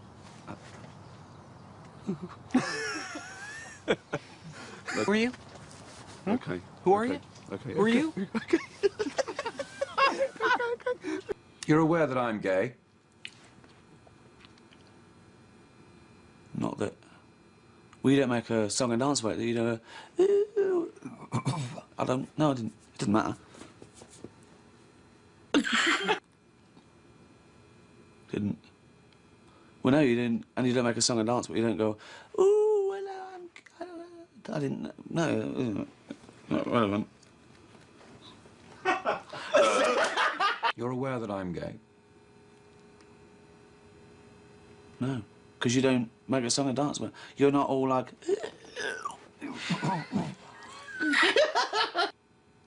No, you didn't.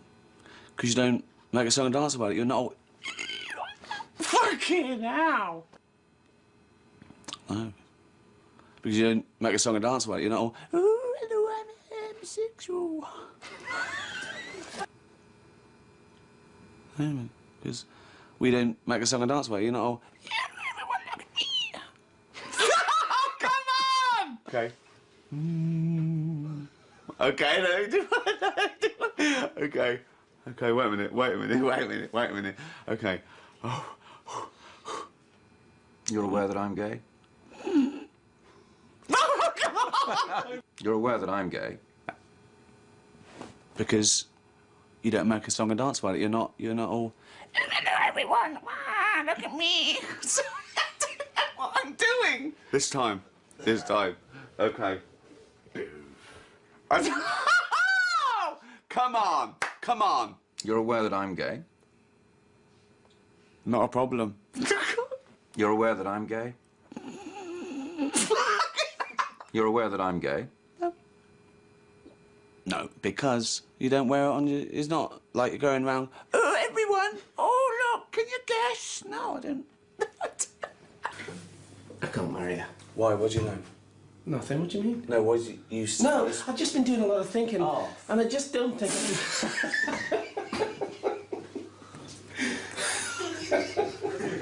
Just hold for a second. Oh, I've been in that lamp so long, I'm bent out of all recognition. Who are you? Well, I'll be whoever you want me to be, but you can call me Jeannie.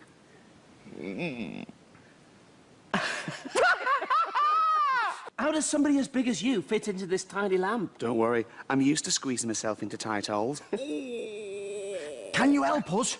We're in danger. We heard him say he wants to get Aladdin. Don't we all? That's mental! That's mental!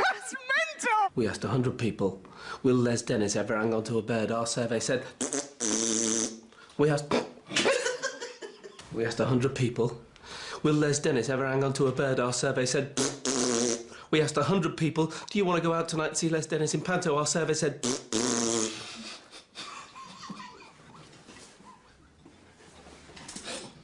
How mad is that? Oh, look at this website about...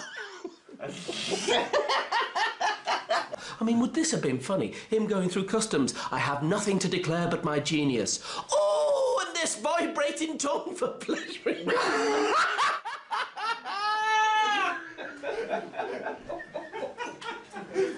Oh, and this vibrating tongue for pleasuring fannies. Oh, is that funny? Well, again, when you do it, it's got a certain sum up, but it's Sunday, so let's just keep the fannies down to a minimum.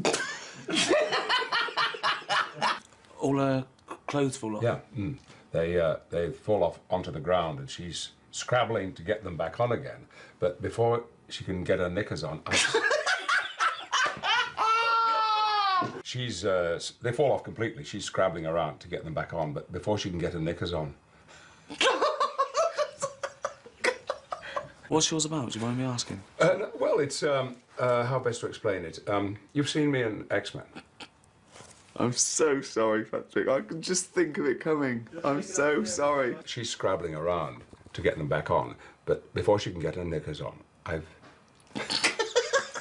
walking along the street and I see this beautiful girl, and I think I'd like to see her naked. And I'm so sorry, Patrick. I don't know what I'm going to do. I don't know what to do, other than leave the scene and let you talk to a teddy bear. No, you see, I can do other stuff as well. For instance, I'm riding my bike in the park, and this policewoman says...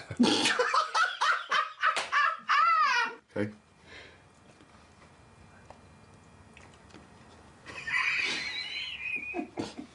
She goes, ah! And she's covering herself up, and she's trying to cover herself up. But I've seen everything anyway, and I get back on my bike, and I ride off on the grass. Okay, so it's you going around sort of seeing tits and stuff.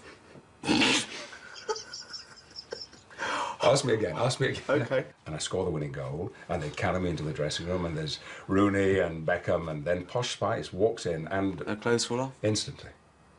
I thought I got away with it! I tried to look over there! Well, what about this? I'm a sort of James Bond figure, and I have to go to Iraq to rescue some hostages. And I get there, and they're all women, and they're naked because their clothes have all rotted away. Sure.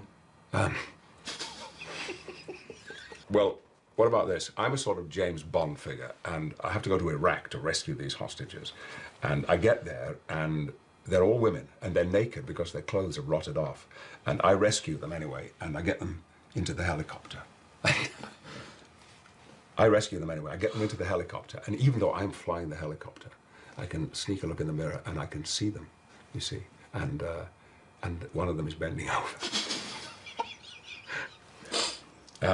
You see, Ridiculous. Morning, campers.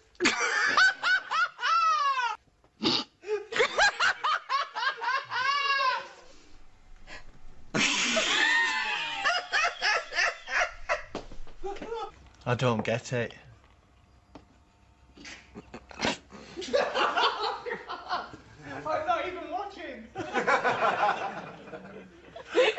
I don't get it. No. I don't get it. You don't get it. I've been without a man so long. I don't get it. You don't.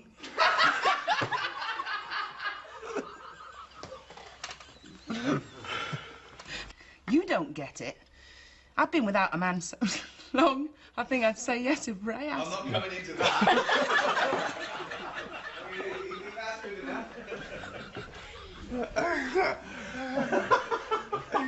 You got my pen? Yes, take it. Oh, it's in here. I didn't know. We having a wank? Yeah. It's all over the place. Let's go again. I'm so sorry. We having a wank? You got my pen? Yes, take your pen, please. We having a wank? You got my pen? Yes, take it. All right. We're having a wank.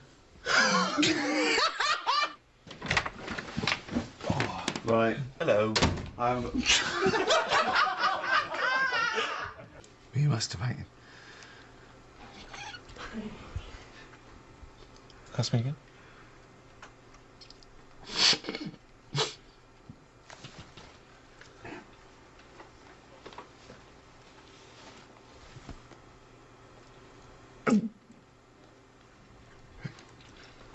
Oh. Were you masturbating?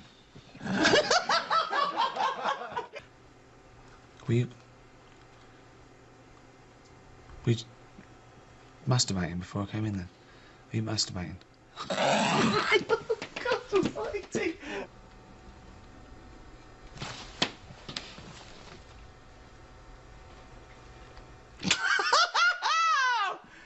I was 1 second away there.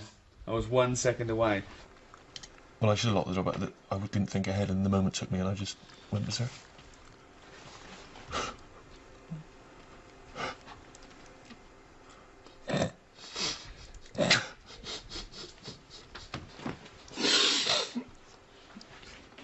This is what I'm talking about. We haven't talked about this. No, I didn't think I had to. No. But can you look me in the eye?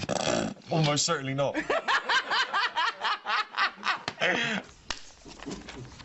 Never. Until today. Wizard. Wizard.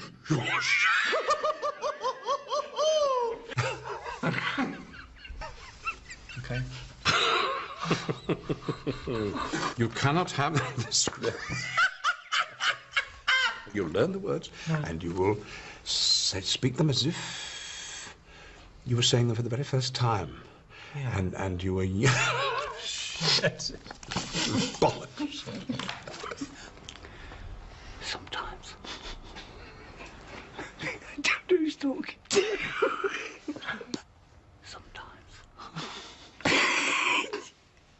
Women have fannies. Pop knobbing fanny. Oh God! You fucking! Oh God! You don't know how hard that is, Steve. Well, I was losing it here. Don't bite me! I defy anyone. Just sit there. Pop knob. In fanny. Pop. Men have knobs. Women have fannies. A man has a knob. Pop knob in fanny. Bastard! Okay. Pop knob in fanny. Not up your arse. I look straight at the camera. What could be more normal than shoving your cock up a man's arse? Okay. Okay. Let's keep jiggling. Okay. Jiggers plays cock. 6581, AMD cameras. No. Come in. Hello. Hi. What seems to be the problem?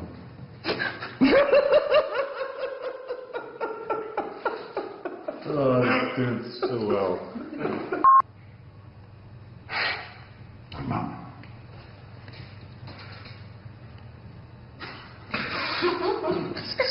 Close his eyes like it's the most important piece of evidence happened.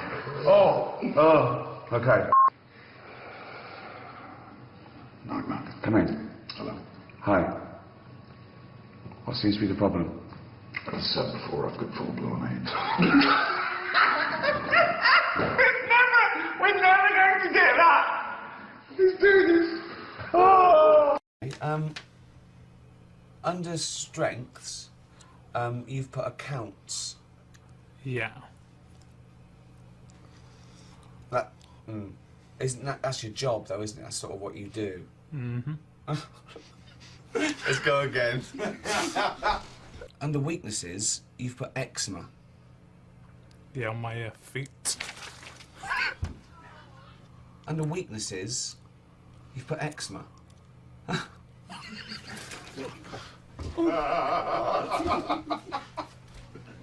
on the edge all the time.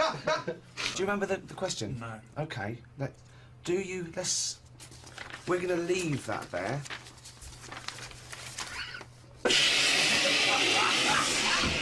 And welcome. I'll swap that one. Oh, is there? Yeah.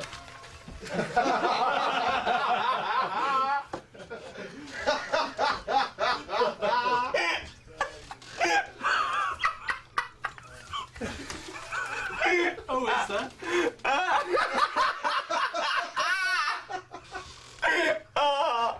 Who says famine? That's to be depressing. That's not.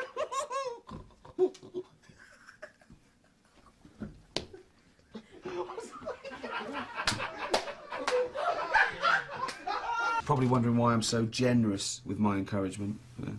Just that trust people and they will be true to you. Treat them greatly and they will show themselves to be great. So, happier now? No looking back? Yeah, well, I'm still eventually. Take 5. And action. Tim. Take 6. Take Absolutely 7. fine. Take 8. Take 9. Take 10. Action. Oh, David. Hey. Take 11.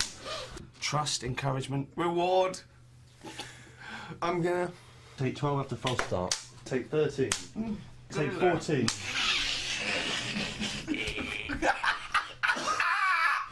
Okay, let's do this. Take 15. Take 16. There's no way that can't be funny to me, though. The Canterbury Tales of Chaucer and it can't not be funny. It's oh God! Probably wondering why I am so. Oh, that was closer. 48, take I 17. literally don't know what to do. You're probably wondering why I am so encouraging. We're getting there. We're getting there. Take 18. Trust people, and they will be true to you. Treat them much further. Getting a little bit further every time.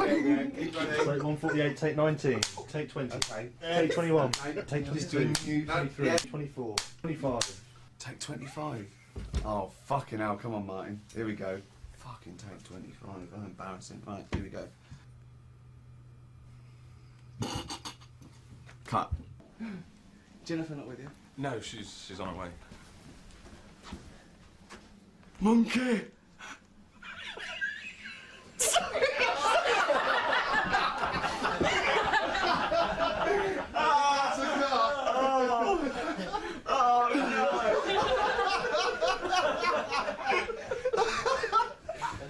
Patrick, if you can't roll with that kind of punch, you know. What? Oh, God. He looked at it so intently for a few seconds. He really had a go. I did have a go. So, now he knows what's going to happen. Should we get him into a better position, though, so we can see his face as well, Steve? But, you know, we're in our 30s. And I'm only just 30. What, are you 39? Both in our 30s, yeah. Both in our 30s. Yeah. as I said, you know, and I'm saying that, you know, keep your head down, and who knows, in a few years' time. That is ridiculous. And who's to say that you keep your head down, in a few years' time, you won't be... God! You must know what you're doing. Yeah. You must know. Yeah. But that's never happened before. Okay, just once. That's enough. Okay. Okay. Can I ask? Right. And I never will ask you this again. Right. What are you going to do this time? Okay. That. Just that. That. Yeah. And who's to say, in a few years' time, if you keep your head down, you won't be in the hot... Keep your head down, yeah. In a few years, you could be in the hot seat. Keep your head down, and in a few years' time, you're in the hot seat, like me. And who knows? Keep your head down, you could be in the hot seat like me.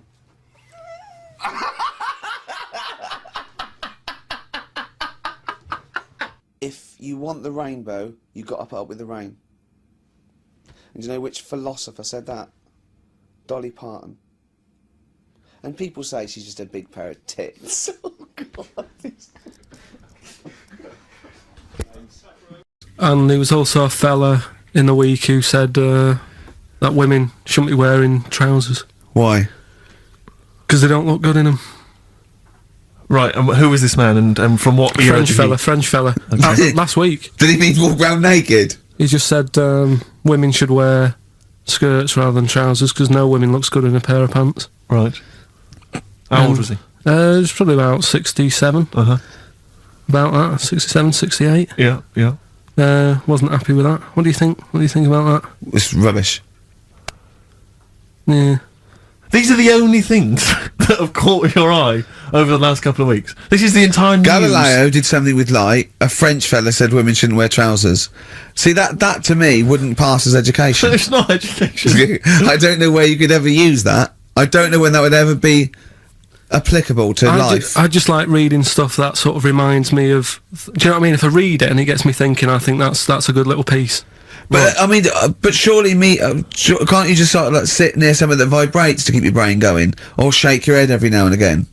I mean, what does this do? You mean it makes you start using your brain? But what aspect of a Frenchman said women shouldn't wear trousers got your mind working? What questions were you asking? Because I thought that's a bit daft, isn't it? Right? Yeah. Okay, it ends there with me. There's nothing else. There's nowhere else for me to go on that. He closes your mind's still worrying. Yeah, go on. What did you think? Let's go through this. Oh, I wish we could download his thoughts. I know. Just watch it. Yeah. Wouldn't it be great, like a DVD? Like a cartoon. Imagine that extra footage on the Office DVD. Yeah, Carl's brain. That would be amazing. Oh, with a commentary. Go on. Women wearing trousers and that, right? On the estate that I grew up in. Yeah. On right? There was a woman about 4 houses down, right? Rough. She's the one. She was, or the estate? She was, right? Yeah. She's the one whose kid took a horse into her house. Yes. Right. Now, we won't go over that again. No. If you're a new listener, I think we've covered. I think they get That's the all idea. you need to know. Right. Yeah. Now, she used to wear leggings. Yeah. Now, they're a bad idea. They are a terrible idea. I agree with you there, Carl. If you're a lady of What the colour? normo persuasion... Were they pink? No, they were sort of black, but with all bits on them. Oh, right. You know what I mean? What, toast and just horse droppings? Yeah, go on, yeah. And she used to... she's quite a big woman. Sure. Pauline Quirk, I think we described her as. Looked like a light bulb. It is those kind of women that are attracted to leggings. Yeah, I know, yeah. They are drawn to them like a moth. Yeah. She used to wear them, and that's what I remember when I read this piece. And she used to work on one of those sex line things. Right. She used to do that. But what was she, an engineer? The weird thing with her was, she had big eyelids. Right. Go on. That were too big, and this is what I was thinking. What do you mean she had big eyelids? How big do eyelids have to be for you to go, they're big eyelids? What was she shoplifting with them? Would she come out of Dixon's with, like, radio stored in them? What do you mean she had big eyelids? It was another one of them popular things round our way. Do you know? Like, what do you mean popular things? They go, oh, I'll tell you what, they're all the rage. Can I get some big eyelids, please? No. It was just like one of them things that people suffered with just big eyelids. They could hardly open their eyes. What do you mean? What do you mean? That's one of the popular things around where I grew up. People had big eyelids. They could hardly open their eyes. What does that mean? What sort of freak town were you born in? You had webbed feet people with big heads. You got women with big eyelids. What does big eyelids mean? Are you confusing her with the horse? Yeah. Did she have hooves? Look, what? Just too much skin. It was like the neck of a chicken. But on the eyes. What's your point? Anyway, so there's this big eyelidded woman with the leggings. And that's what I'm saying to you, though. That's when I read that story with people with trousers. Yeah. I went from that. Yeah. To a woman who used to have big eyelids. I still know the point. But then, and also the other bloke who had the eyelid problem was a mate of mine. Right. His dad had it, and same problem, massive eyelids. I don't know what that means. I don't know what that means. I used to say to my mum, I'm going round to Dave's house. Yeah. And or Drew say, Pig, as you call him. That's all right, but make sure his dad doesn't take you out in the car because he could hardly see. He had to have his head. He had to tilt his head back to keep his eyes open. Make sure. Did he have a couple of matches with him at all times? Oh. What a load of gobbledygook! This began as educating Ricky. I know. It's like he was people thinking, with eyelids. But it's like you're supposed to make that leap as well. Yeah. If I mentioned the trousers, Ricky will probably be thinking about people with big eyelids and women wearing leggings. Play a record, Carl. Got nonsense. Adverts. No. All right. Well, one thing Carl has been doing over the past few months is writing his diary. He's kept that up. I don't know what he's had to write about. All he's been doing is looking at moths and ants and bees and going for walks. But I'm sure it's all in the diary. So let's have a look at that. Oh, I don't believe he's only going to write it down. We went to the park and had a brew. Suzanne read the paper while I played with a ladybird. I mean, it's like a child, isn't it? It is like what a child would do. Suzanne read the paper while I played with a ladybird. His only friend is a beetle. It climbed up my arm. It struggled on me hairs. This is in detail, then? Yeah. It kept stopping every now and then and was rubbing its head with its right arm. It did it about 4 times and always used its right arm. It rested for about 5 minutes, then flew off. Sunday. Had a bit of a to-do with Suzanne because she wanted a line today. I ate this. Once you're awake, you should get up. I got up and put the radio on really loud. She eventually got up. I told her insects don't have lines, so we shouldn't. Why are you obsessed with insects? You must be fucking unbearable to live with.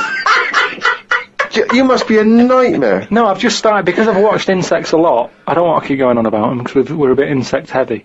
But at the end of the day, if we copied insects, we wouldn't go far wrong. I don't know what you mean, though. 1 minute you're saying they're great, then the next minute you'll slag them off. Yeah, I'll slag some of them off if I don't know what they're doing, but because I've studied them a bit longer, I just think they do it right. You haven't studied them, though. He thinks he's like Darwin. But you just slagged them off and again. Don't you think that insects are doing stuff? They're not. It goes there, then it goes back again. The ant was messing about, but only that one. The others were carrying stuff. That's what I'm saying. There's snidey ones in everything. In everything in the world, you get a hierarchy. Oh, long words! Ooh. The bookshelf was dusty, so Suzanne asked me to dust it if I get a minute. I ended up looking at every book. Just the spine. Yeah. Just for a few seconds each. Yeah. Didn't open them. I looked in the dictionary to see if the word dictionary would be in the dictionary.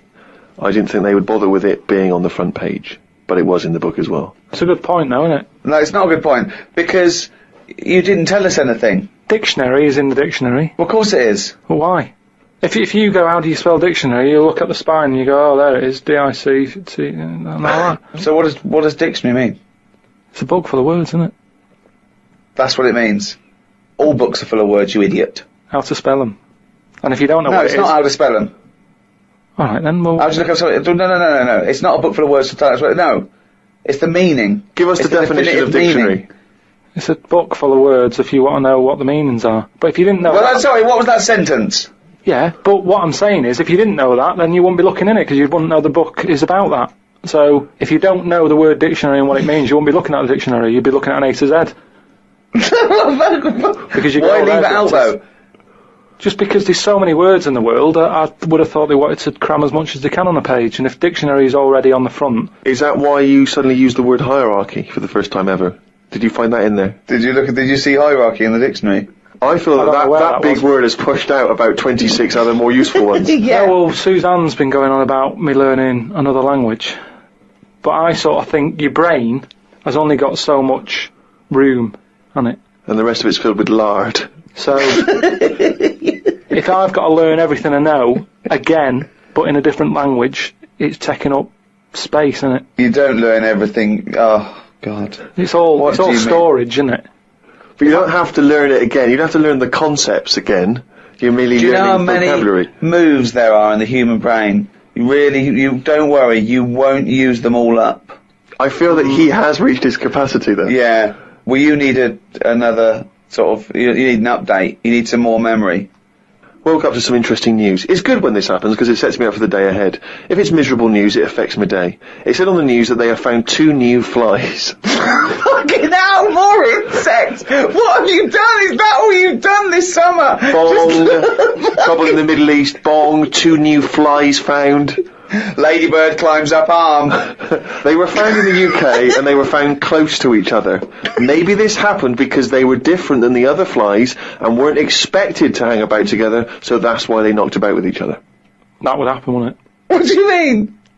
There's 2 new flies. What do you mean? Does it mean there are 2 new flies that are different species? Yeah, 2 new species, and they found them close to each other, right? Yeah, but they didn't mean there was one of each. No. Yeah, they did. They found 2 different ones. No. No, they have. Seriously, I know that. That's right. That's a fact. So you've got, like, I don't know the names of them. They give them odd names, don't they? Well, say, call it A and Fly B, right? Yeah. Fly A, I don't know, say that's orange. This is just... B. Fly B, yeah. No, this is painful. No, but I'm just making it easy. But Fly B wears a little hat. It's got a little hat. Right, yeah, fine. Now, they found the orange one. I went, look at this over here. This is a bit weird. And they've gone, oh, that's a new species. Log it, whatever. And then the other one went, oh, keep your pen handy. Look at this one, it's got a hat on.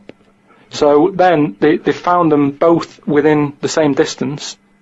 I don't know what that sentence means. Keep going. They found them both within the same distance. But without interrupting him, let him finish this point. Let me just make one thing clear. Karl Pilkington just said they found them both within the same distance. Think of that! Don't know what it means, but go on, let him finish this point. So what I mean is, they weren't knocking about with other normal houseflies, because they were probably sort of going, oh, he's a bit weird. Leave it. Yeah, because the other one was also odd, they're hanging about with each other. Don't you understand that? Why is that such an odd concept? Because you think of it as like 2 little new kids in school. Yeah. They find that they're both new and they've got something in common. They're both goths, so they start hanging out together. Yeah. And this was on the news, was it? Yeah, just on the radio, yeah.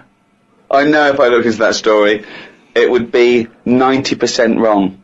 Bit tired today, because didn't get to sleep as early as I wanted due to a moth getting in the bedroom. Fuck me! I got it in a glass and looked at it for a bit and then let it go because Suzanne wanted to go to sleep. Looked up some interesting news. Some people dug up an old body in Ireland. Turns out it's well old and was here when dinosaurs were here. The really weird bit is it had hair gel in its hair. Right, what is it? Fella. Well, no, it wasn't around when dinosaurs were here then. Just a bit after. Right, fine. A lot after, yeah, go on. I think any hominid, anything that could even be linked to anything that may become man is only about 1 million years old, and I think Homo sapien is probably only about 150,000 years old. Dinosaurs are about 150 million to 250 million. Yeah, no, it's not the age bit, that's amazing. It's the fact of, there's a fella, won't have even had shoes on his feet. Right. And yet he was worried about his hairstyle. Right, well that's definitely not true either. This is unbelievable. Well, there was a man on the radio doing poetry, says Karl in his diary. I thought I'd have a go at doing a poem about today. Not really. Steve, I'm a little bit queasy. He hasn't really written a poem. He's written a small poem. No, he hasn't really. Yes. If moths had eyes... Fuck me! Let me read the poem, okay? Oh, fuck. You wouldn't interrupt T.S. Eliot. Okay. Okay. If moths had eyes, would they be happier? How do they know they're not dead? Cavemen hunting for food, but not before they style the hair on their head. What would last longer in dinosaur times? A blind man didn't stand a chance. Not with all them rocks about. I'd rather be a blind moth. Right, it may be the greatest poem ever written. Just you know, dissecting it briefly, you attempt to rhyme in the first 4 lines, but abandon the rhyming system in the last 3. Is there a creative decision for that? Can we have Karl read that? Sorry, means, yes. just you read it as you would like to. So this is, imagine this, right? Okay, this is going out all over the world. This podcast, and now Karl Pilkington, a new poet from Manchester, now living in London, England, would like to read a poem. If moths had eyes, would they be happier?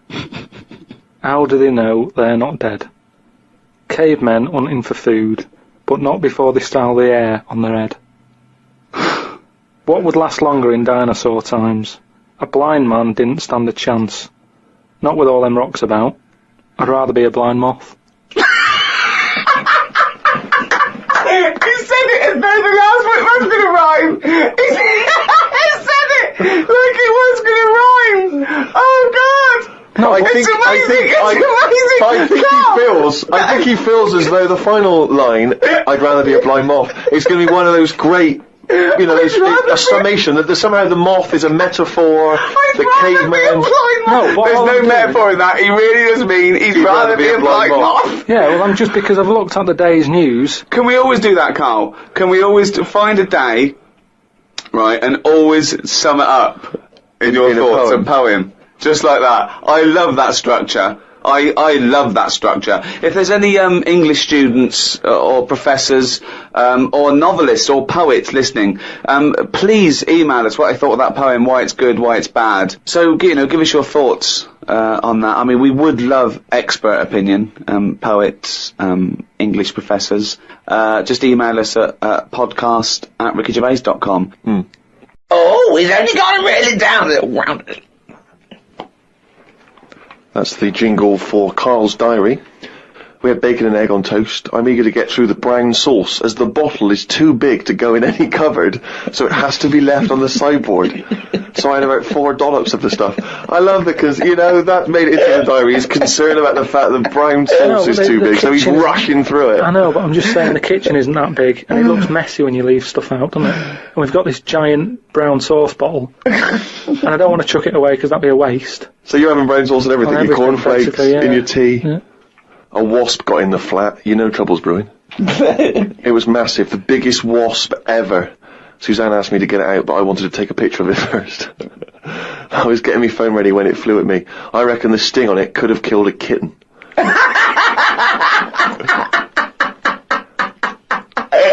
So specific. It ended up flying out the window on its own. Drama averted. Oh, God. We went out for tea. You're always in a cafe. That's what this diary. You spend so much time in a cafe. There were loads of flying ants. I kept kicking the table because I could feel them on my legs. I wouldn't be that jumpy normally, but I still had flashbacks of the giant wasp from the morning. Suzanne told me to stop being stupid because I was ruining her night out. A night out in a cab. Brilliant. Oh, God. What was it, her birthday? And flashbacks from an incident. Yeah. Like he's some sort of, like, war veteran. What is it? It's the wasp. It could have killed a kitten. Bought some wallpaper. We got back and got on with it. The wall that we've papered before has got a big mirror under it. We papered on top of it again. I ended up reading my phrase book while Suzanne did the rest of the tidying up. Now, what's your phrase book? This is just you trying to master English, is it? It's just a book that tells you little sayings and how they came about. An interesting phrase is potluck. It came about when all people ate is stews. They used to chuck all sorts of stuff into the stew. You stuck your spoon in, and sometimes you got something nice like beef, or you could end up with a bit of frog. It's potluck.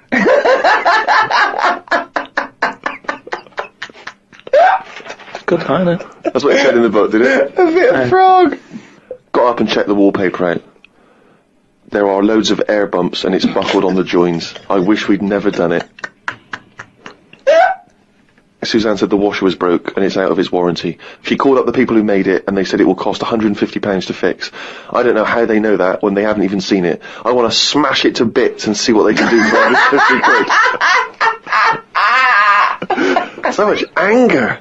I want to smash it to bits. That'd be great, wouldn't it? 150, you sure? Come out. Yeah. And it's just like a cube that's been through one of those car crushers. 150 quid, there's 150 quid, fix it.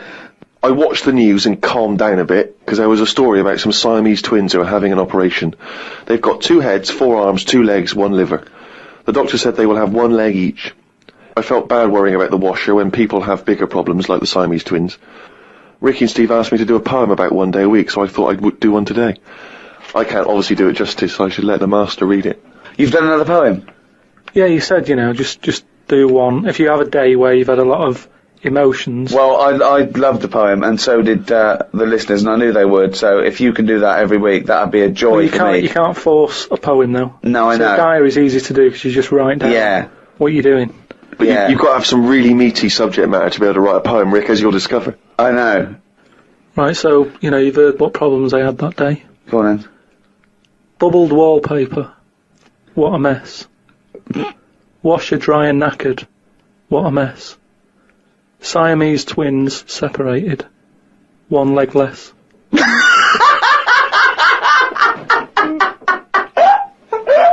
I don't know what rhyming scheme that is again. Oh, God. Oh, God. Oh.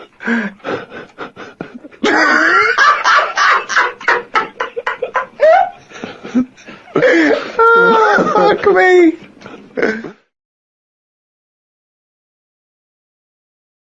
What are we doing then? Just explain, we just done a photo shoot for Shortlist. That's why I've got a little bit of eyeliner on. But it was worth it, because Karl had to dress up in tights and knickers, didn't you? And a lion. Yeah. Not even mine. Well, they won't be mine. But a woman had to like lend me her tights. Brilliant. It's amazing, isn't it? We're going to do this. This is Mr. and Mrs. basically. Right. So I'm going to ask a series of questions of Karl. Quite a simple question of favourite film, favourite food. And Ricky, I want you to write down what you think the answer, Karl's answer, is going to be. Yeah. So hide it from Karl. Exactly, yeah. And then that saved us leaving the room or going into a little booth. Okay. Yeah. And then Karl, you'll reveal the answer. Ricky will reveal the pad. Yeah. Right, I can see that. So don't answer straight away. Yeah. Right. Okay. Right, the first one is, what is Karl's favourite film? Well, I'll tell you what. Before he says anything, I'll have to put it down to 2 because I reckon he can't decide between 2. Okay. So I'm gonna straight away. I'm gonna do that, and if I'm right, well, I shouldn't give anything away. Okay. Karl, reveal what your favourite film, or indeed favourite film is. He'll know what it is. It's Kez and Elephant Man. Correct. Yeah. If you had to choose between the two?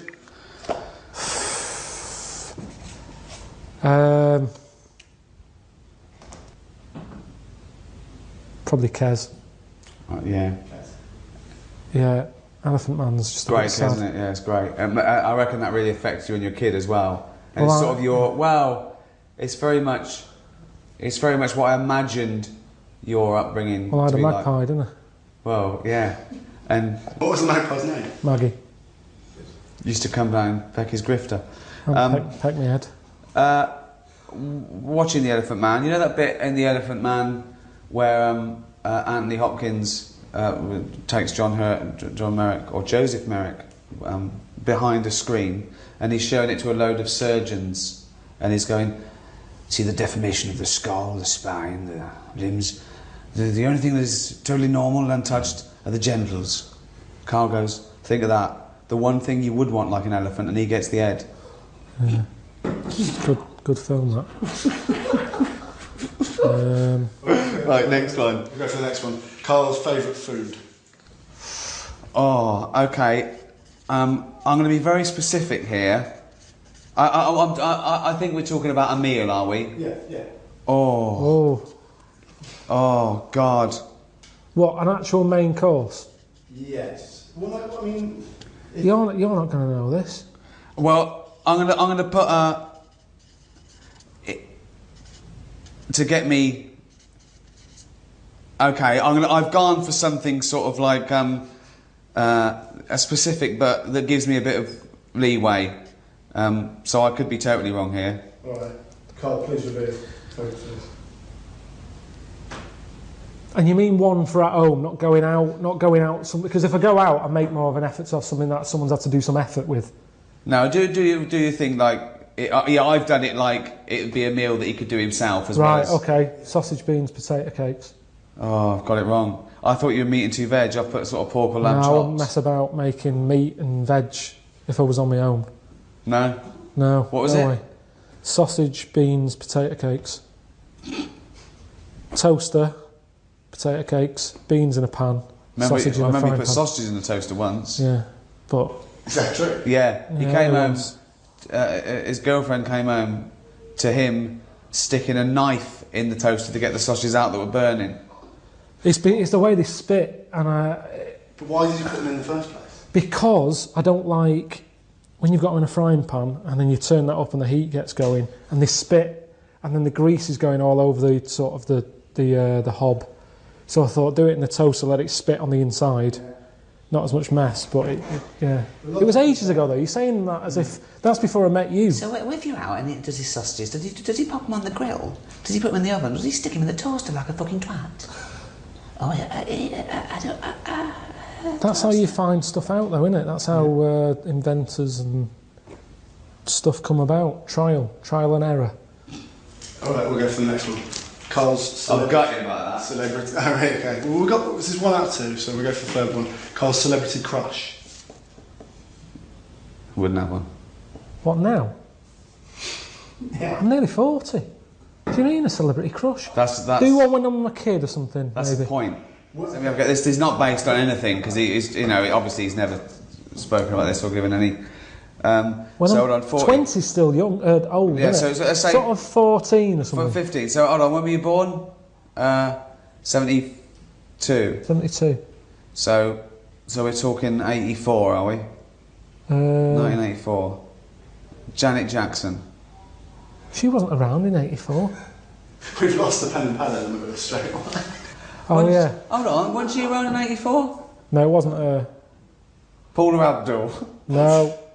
You guys know. So there's an answer. There is someone who at 14 you thought, oh, she's nice, and I've got to guess who this woman is in 1984. Debbie Harry. No. You don't know yet. No. 84. Probably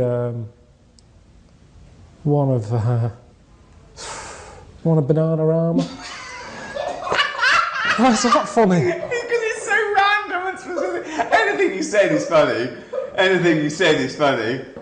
But it's also one-off. They haven't got anyone in mind.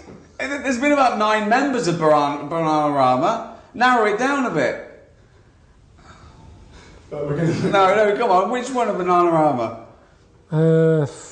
God, I don't know what they're called. It was the darker one. The dark-haired one. Okay. Yeah, good. Next one. What if I had that? The darker one in Bananarama.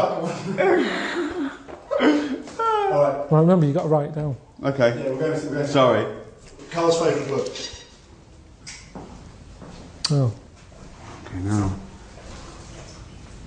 You know this? Well, but are we talking novel, fiction, or what? I think we're talking any... Just a book. Any book. Like, if you had to take one book to a desert island, what would it be? You know, I don't know why you're not writing it out. Well, shut up.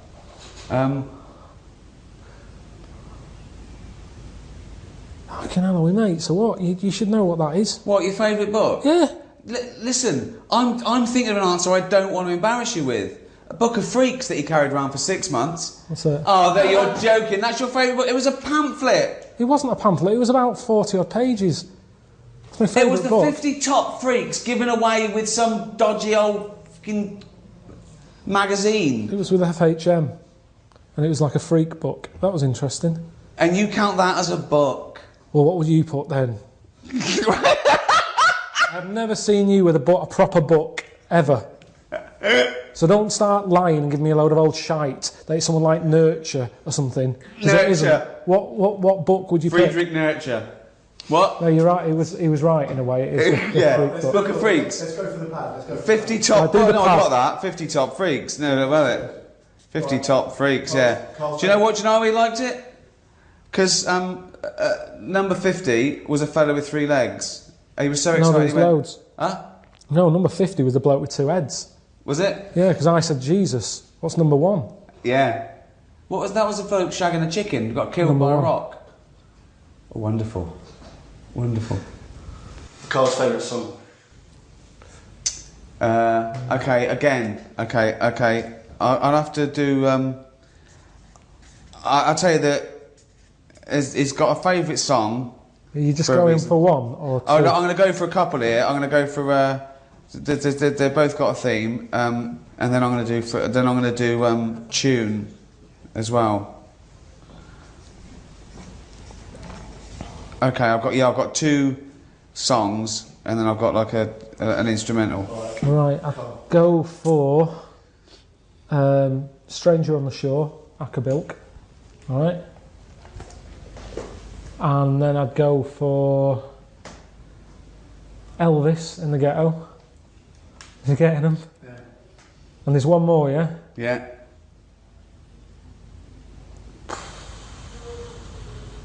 Rod Stewart, Killing a Georgie. Oh! Yeah. No, I went with Stevie Wonder in the City. That's alright, that's up there. Yeah. Not He bad. likes a song with a story. So anything. I'll tell you another one as well. Wonderful Tonight. Yeah, that's... Like that, didn't you? Yeah. Convinced it's about a disabled fella. Because the lines she puts him to bed, stuff like that. There was a few little hints. It's not hints, nothing to do with it. Listen to it. Nothing to do with it. Nothing to do with Click being on it. disabled. No, at no point is it There is. mentioned. Or no, There is. no, it's all in your head. Any others? Let's go for one more. Oh, I tell you, I'm gutted about the old pork chops. You've got to be careful with pork. Why? Worms. It's got to be done, yeah. It's got to be cooked right, hasn't it? Yeah, but now they do things like pork. This just comes from the man who put sausages in the toaster. Yeah, exactly. Good point. Carl's favourite animal. Right. Wow. So you don't mean a pet? No, I'm not. This is broad, yeah. Just any animal out there? Yeah. You got it. No, it's funny because I reckon he's got this one wrong. Oh. I reckon he's put down monkey. But I'd probably pick sloth. Can we see the I've put chimp, actually. There you go. He lumps in great apes with monkeys. He doesn't really know the difference. Funny you should say the sloth, because he went to the zoo and he called me up, and I went to the zoo. What did he do? He said, what's the sloth? He said, it's annoying. I went, why? He said, it's got a huge enclosure. I went, why is that annoying? He went, it doesn't need it, it doesn't use it. Hang it in a wardrobe, it'd be just as happy. Didn't move. Didn't move in all the time I was there. It looked dead. I actually thought it was dead. 14 quid you pay to get in there, it didn't fucking move. Didn't do anything. Why is it your favourite animal? I think because it just fascinates me that this thing, that a dodo died out, and yet a sloth is still around even though it's asleep. Yeah. Is that, it's safer in a sort of a dead state. Dido died out as well, didn't she? Dido died out. For years. That's the dodo and Dido. Didn't do anything. All right, let's go one more. If Carl could have a superpower, what do you think he would pick? Wow. Okay. Well, okay, I've got loads of answers here. I think the general public would know one of them. Oh, yeah. But they're not, that's a joke one. No, that was a new idea, but you mean one that exists? Well, okay, let's not count bullshit, man. Right. That's not really a bullshit, superpower, man. yeah. That's okay. that's what I mean, that's a made-up one, but you're talking about one that people go, yeah, I'd have that. Flying, invincibility, that sort of stuff. Yeah, well, I've got one. I don't know if it's true. I mean, it's a bit weird. Can't please reveal.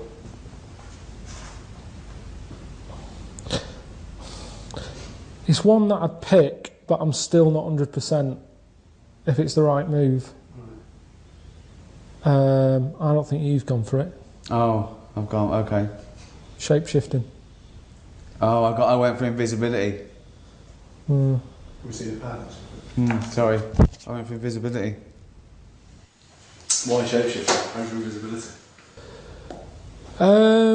Just because you know what shape-shifting is, you can sort of be anything you want. What would you be now? On a day like today, probably a blue bottle. Why would you be a blue bottle? So there's the right weather for it. But I'd only do that for a bit. No, they haven't.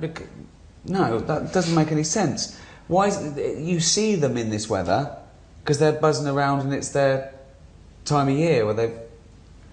Yeah, but we don't have to be a blue bottle to enjoy the weather, do you? No, but I've got to be something else, haven't I? Yeah, but why a blue bottle? Well, what would you pick on a day like today? You wouldn't want to be a buffalo, a bison in this. Be well hot. So a blue bottle. Why out not a and dolphin? About. It'd be... In London. It doesn't have to... So now you're a blue bottle who's got to go on the tube and go to work. Now No, you're I'm in London. I'm in London though. But You've still got to be at home. If you're a fucking dolphin, where are you knocking about? I didn't know the restriction was the fact that you had to be caught in the city. Well, I would have. So where's the dolphin? Oh, so you can completely change your species, but you can't move fucking town. Well, then you've got to get home again. The shape-shifting, you know what it is? Yeah, you can change into a blue bottle. Anything. Yeah. But would you be a 6-foot blue bottle? No, just a little one, and then you do that for a bit, and then you change. But why are you else. doing it? What are you thinking? Have you got for your a change? Yeah, well... You said it all right. You picked invisibility. What would you do with that? No, that wasn't mine. That wasn't my superpower. That was my guess at yours, right? Because once you said you wish you were invisible, so you could go sneak into HMV, you go shopping without having stress, pay for it, and leave in the morning. Yeah, but that was your superpower. Yeah, but that's when CDs was out. It's not worth it now, is it? No. No fucker's paying for anything these days on the internet. Download for fuck all. So forget that. There's no advantage. Being a blue bottle. Yeah. What are you doing? So you go, I'm in London. Oh, there's a bit of shit there. Oh, I'm glad I'm a blue bottle. So, but what if you're shape-shifting? Why don't you be a seagull and go to Brighton for the day? No, it's not the rules. You've got to stay in London.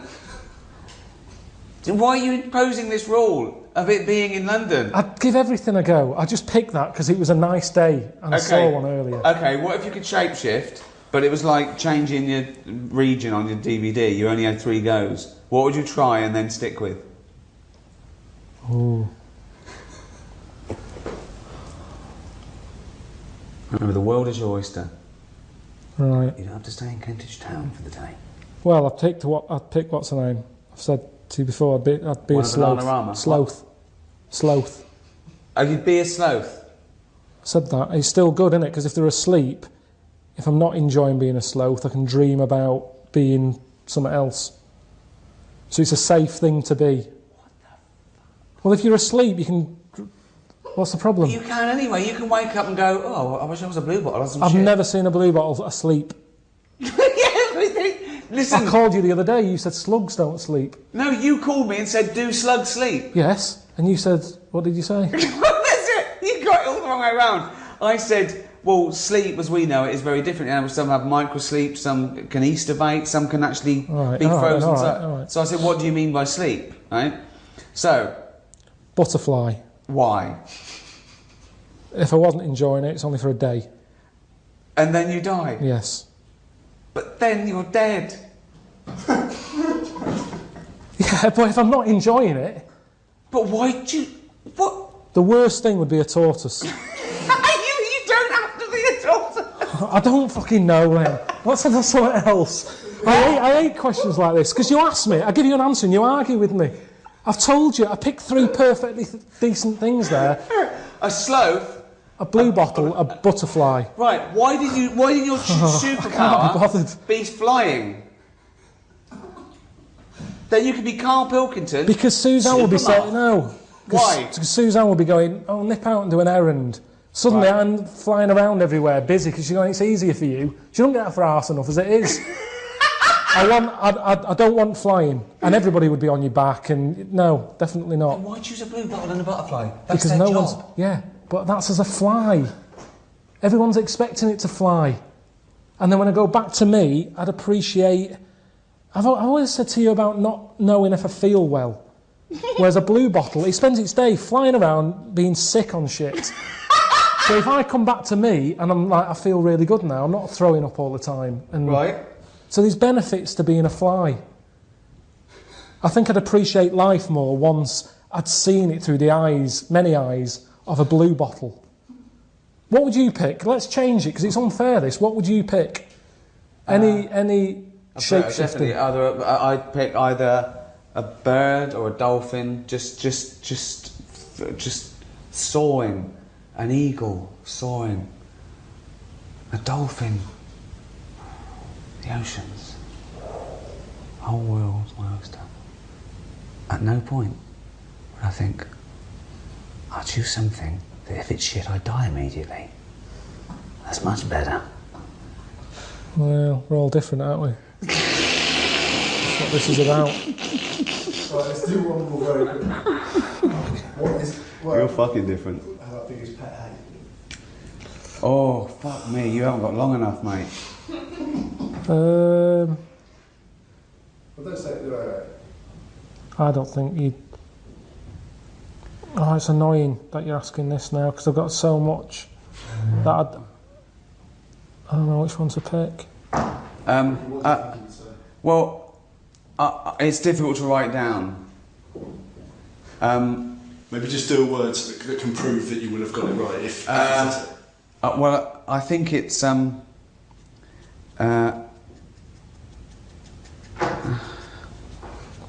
Oh. There is one word, and it sort of applies to all the things you might say that annoy him, but I don't know if what's your pet's hate? Just when there's shit somewhere. What? Oh, when there's shit somewhere and you can't find it and it stinks. What? I hate that. Isn't that funny? I didn't get that. What do you mean? Just what have you put? Faffing. Too much faffing. Like, is people always like, you can't do that? You have to phone 5 times. You have to put you on hold. People you just mean an annoyance. What did you think he meant? He said a pet hate. I thought, right, okay, yeah, I would have said faffing. What do you mean? What do you hate about having a pet? When there's shit behind it. Okay, good night, everyone. Okay. I don't word it like that. I've known him for 10 years, and that surprised me. Hang on, faffing. That fucking surprised me. I'm really sorry about that. Right, faffing. Yeah, faffing. A pet hate. When you're asleep and it licks your bollocks. What? No, all right, I got the wrong end. Yeah, faffing, all right. Yeah. Yeah. Fuck me. That's great. That's great. Cheers. Guys,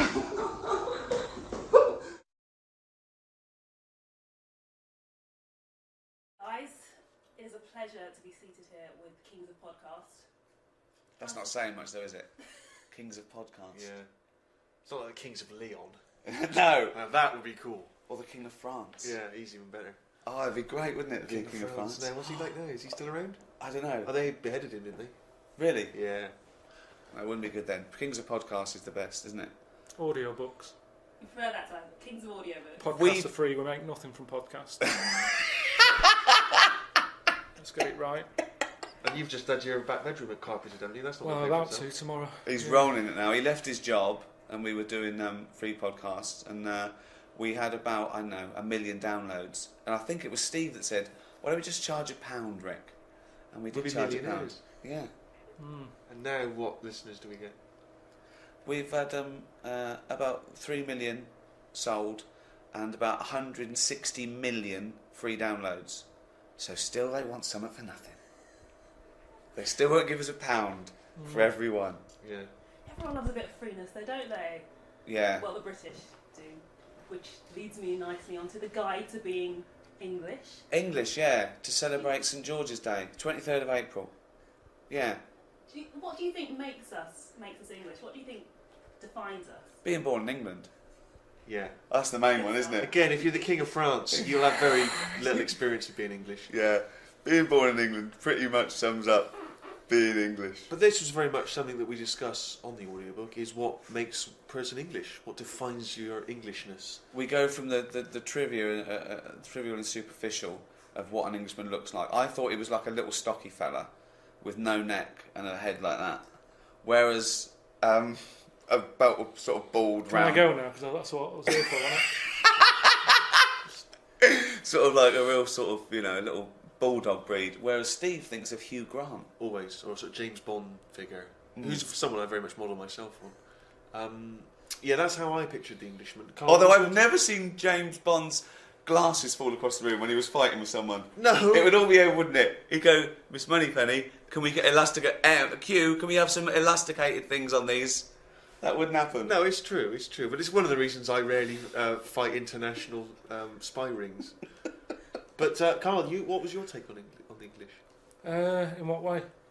Anyway, right. Just answer any question. I don't know what it means to be English anymore. I don't know if I feel English. Look at the body language. Look at the body language. I feel more Polish. I don't know what that means. Just because whenever I walk past sort of builders and that who are Polish, they'll always sort of give me the nod. The look that I've got, I think I look more Polish than English. I think. I'm just going off that, off foreign builders and that, they always sort of give a nod. Any Polish in you that you know? What do you mean they give you the nod? You're walking past a group of builders, you don't know if they're Polish or not. No, you can tell they're Polish. How can you tell? They're just the way they look. You can tell they're Polish. And the builders, there's the first sign. Racist. XFM 104.9. Sorry, I was going to back announce that track and just mention it was Elliott Smith and the track Son of Sam. Well, I think I'd just better ask Karl a couple of quick questions about Hitler. Then we can get on with our lives. Okay, yeah, we can tick that particular box. Yeah, put that. Yeah. Okay, Karl. Put that particular dictator to bed. It's week 3 of his education. You've nailed Rasputin and Che Guevara. I don't want to lose complete sight of those. I'll maybe ask you a couple of those in the week just to so you keep your mind on it. But Hitler. Tell us the story. What have you learnt? Do you want to ask some questions? No, not really. Just sum it up in a minute. What do you Can't do think? it in a minute. Well, can I ask some questions then? Where was he born? Austria. Tell us about his early life. Right, he was a young lad. Brilliant. What in his early life? Okay. Yeah. What's the name? His mum was his dad's second cousin, which is a bit weird. Yeah, that is weird. They had 5 kids. He's going, yeah, it's usually first cousin where I come from. Oh, that's unfair, isn't it? There's no need for that.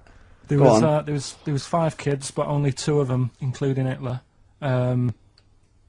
including him and his sister survived. The others died at an early age. Okay. Right. Anyway, so they grew up, and the mum died and the dad died and that, and he thought, oh, what am I going to do? Because he didn't do well at school, didn't have many qualifications. No. Liked art. Did he have a GCSE in history? Liked art, right. And then, so he said, right, I'm going to go to Munich. I missed a bit out, actually. Jewish people were in Austria, he didn't really like them. Okay. He thought they got, special treatments and stuff, and just didn't like them. So he went to Munich, and he joined the army. Right. Yeah? Yeah. And he was in the army, and he got injured. Right. So he went to hospital, and whilst he was in hospital, the World War I ended, and he was like, oh, God, I want to... I was enjoying that. Yeah, well, so... Don't, because you're breaking the concentration. Yeah, sorry. I'm not even sure I want to join in on this one, just in case. Okay. Right, go on. Right, so... he was in hospital. World War in hospital. It gets a bit better. He's never that fit, though. He's one of these blokes who was always ill. Was on something like 30 tablets a day or something. Comes out of there, joins some other army. Right. God, I knew it all this morning.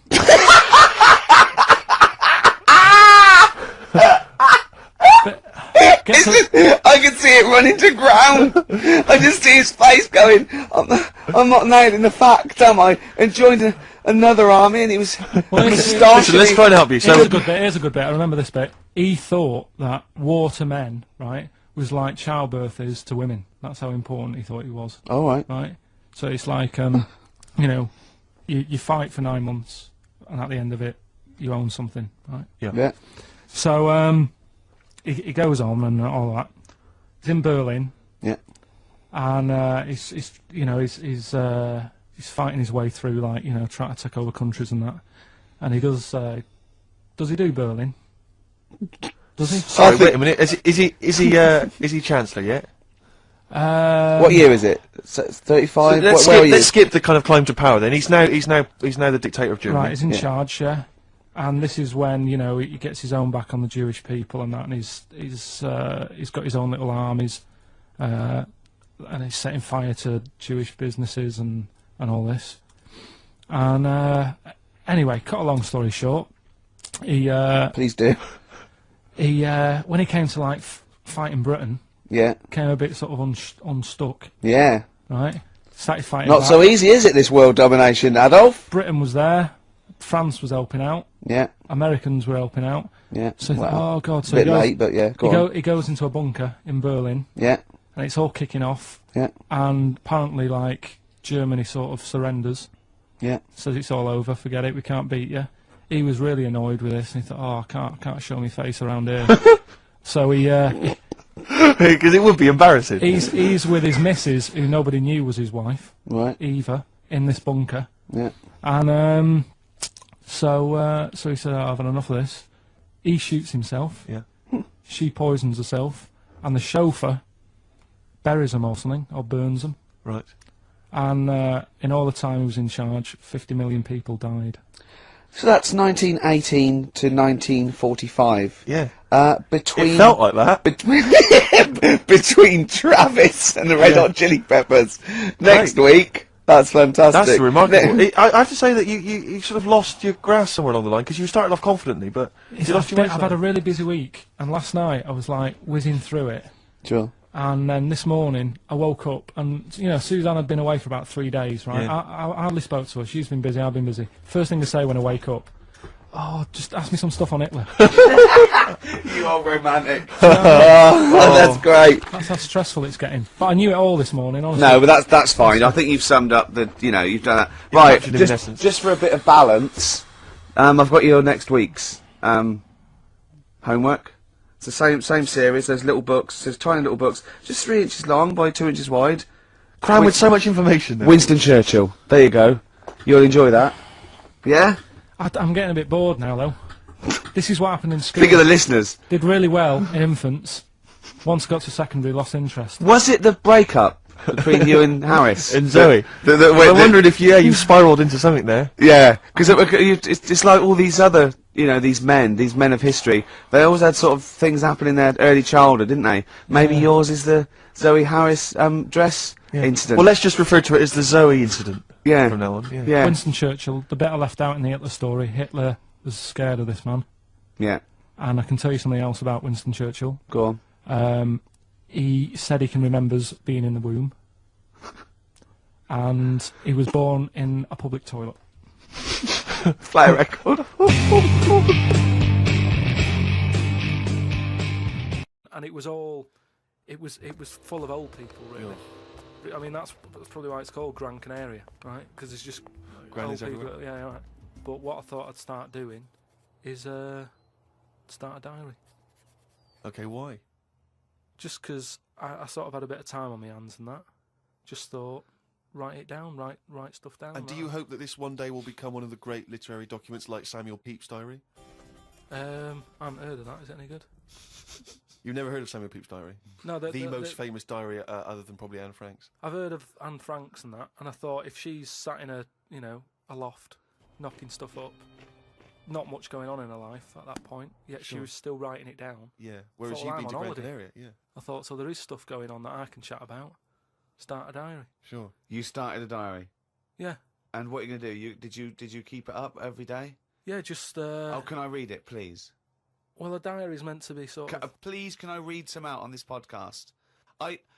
Carl. Some of it, though, is only relevant to me. It's sort of... Oh, this is... Please, give me it. Oh, my God. I mean, this isn't... I haven't just...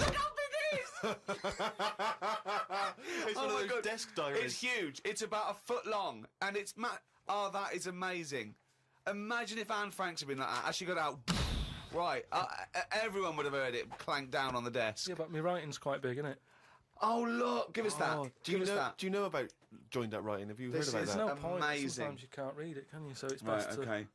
to look at ancient times. Oh my God! It starts on the first day. This is wonderful. Going on holiday to Gran Canaria today. Woke up to the news that Tony Banks had died. There was a piece on the news about how everyone was shocked. Got me thinking about an invention that would be good. Right, a watch that counted down your life. If it says you've got 3 days left, go to the doctors. Told Suzanne about invention. She said she wouldn't buy one. But she said that about the iPod. How would this device work? This watch? I mean, how would you know when you were about to die?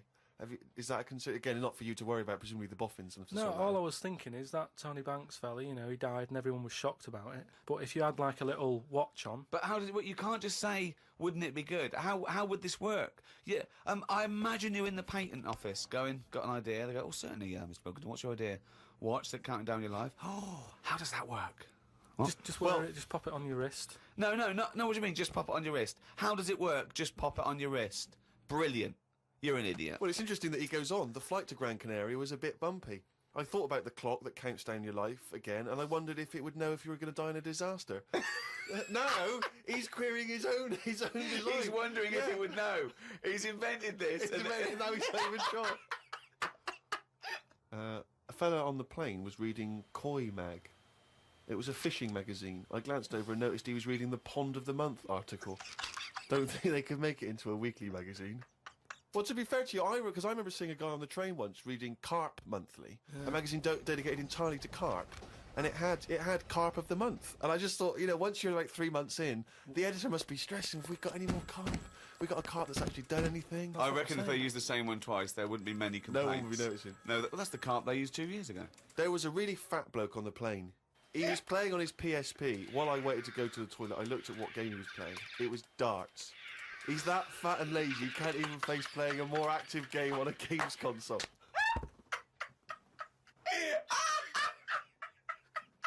Me and Suzanne got off the coach along with a couple of old people. One of them was in a wheelchair. I don't think it was wise of them to come to a volcanic island with a wheelchair. Everywhere's pretty rough paving and slopey. Guess I'll keep an eye on it as the weeks go on. Day 2 in Gran Canaria. Brilliant, we're only at day 2. The hotel's a bit odd. I've never seen as many cross-eyed people in one location. That's enough, isn't it? That's amazing. Well, you may as well let me read on a bit more. No, this is amazing. Well, come back to This it is a later, brilliant diary. This might be the best diary ever written. Oh. While sat listening to the Kinks on my iPod, I wondered if everybody thinks in their accent. I know I do. What's this? What are you talking about?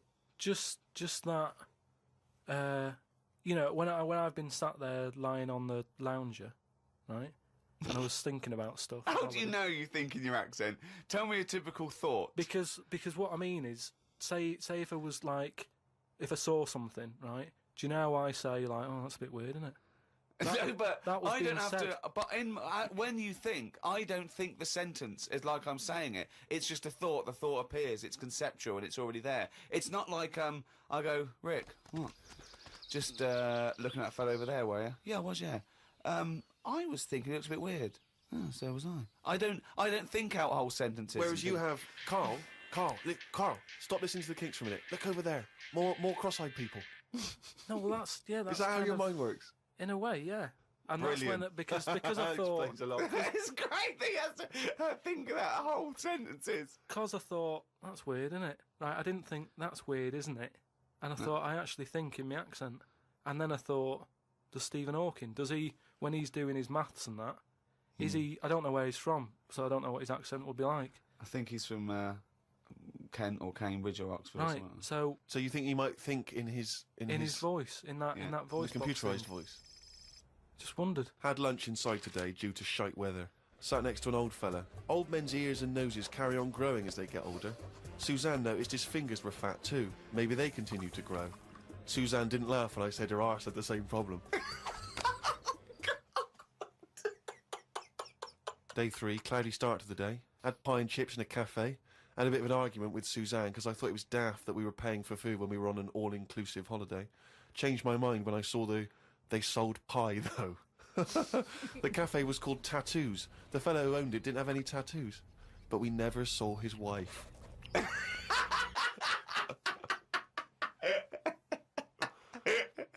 Oh, brilliant. Had a drink in a bar. Everyone sat and watched one of the local cats lick its bollocks. It's the greatest holiday in the world! That's the entertainment in that town. Went back to the hotel and had a sleep before tea. I love the fact you're moaning about old people, but you're just as bad. You've done nothing so far. He's done nothing, he's got a big hip. Woke up to news about ducks being badly treated. There was a really ugly one with bent legs. I'm gonna die. Why does he write this down? Oh, God. Oh. There is a fat bloke from Bolton who is in the pool as I write this. He's got a big tattoo on his back, but I can't work out what it is. ... He just got out of the pool and burped. You just felt like you had to keep us abreast of that. Everything's in the diary. I've just seen it get to the point where you're going, breathed in, Yeah. breathed out again. There was a big fat fella in the sea who kept his t-shirt on. If you're big and fat, is there more chance of you getting burnt because there's more of you on show? I asked Suzanne and she said she didn't know in that sort of not listening kind of way. I wanted to hang about to see if the fat bloke was going to get in the kayak, but Suzanne said we had to head back. Just let him wait in to see if he's going to capsize. We go home today, so we got up early to get the last bit of cloud. No, it's just that it wasn't. It's not that sunny all the time. I mean, I was sat in weather that if it was like that here, there's no way I'd be sat in the garden. Yeah. But because you're on holiday, it's like, well, we got to sit in it. Put your coat on. So are you going to continue to write this diary? Every single day? It's amazing. Keep this diary up. It's amazing. No, I will keep it up, because what I find as well is, I think earlier on, before I went away, I think I did learn something. And because I wrote it down, I remembered it a bit better. So... What was that? I just was thinking then, I forgot it now, but but I remembered looking back at it and not having to read it all because I remembered the end of it before I read it, if you know what I mean. I have no idea what you're talking about. Instances where we had planned stuff that you were completely unaware of. In fact, most of the trip you had very little idea where you were going to go and what was going to happen. I think a highlight for both Ricky and I was when we gave you some very important training in the event that you were captured during a terrorist. Again, that went better than I ever imagined.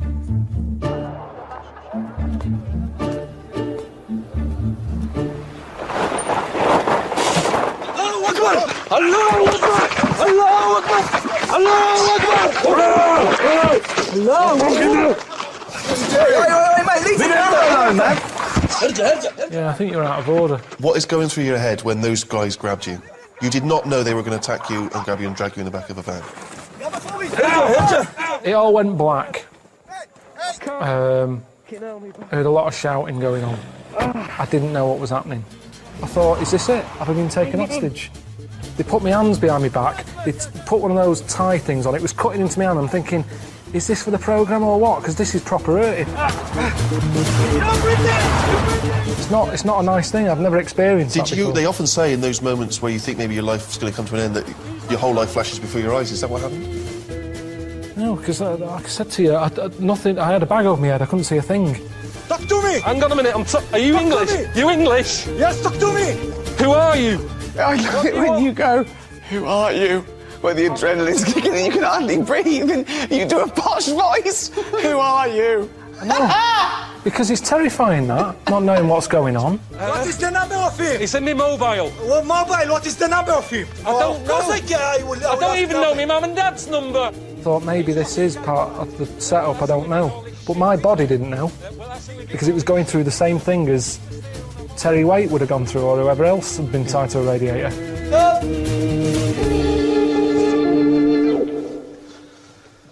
Did you learn anything from that, though? That was important training to make you able to cope if such a terrible thing did occur to you.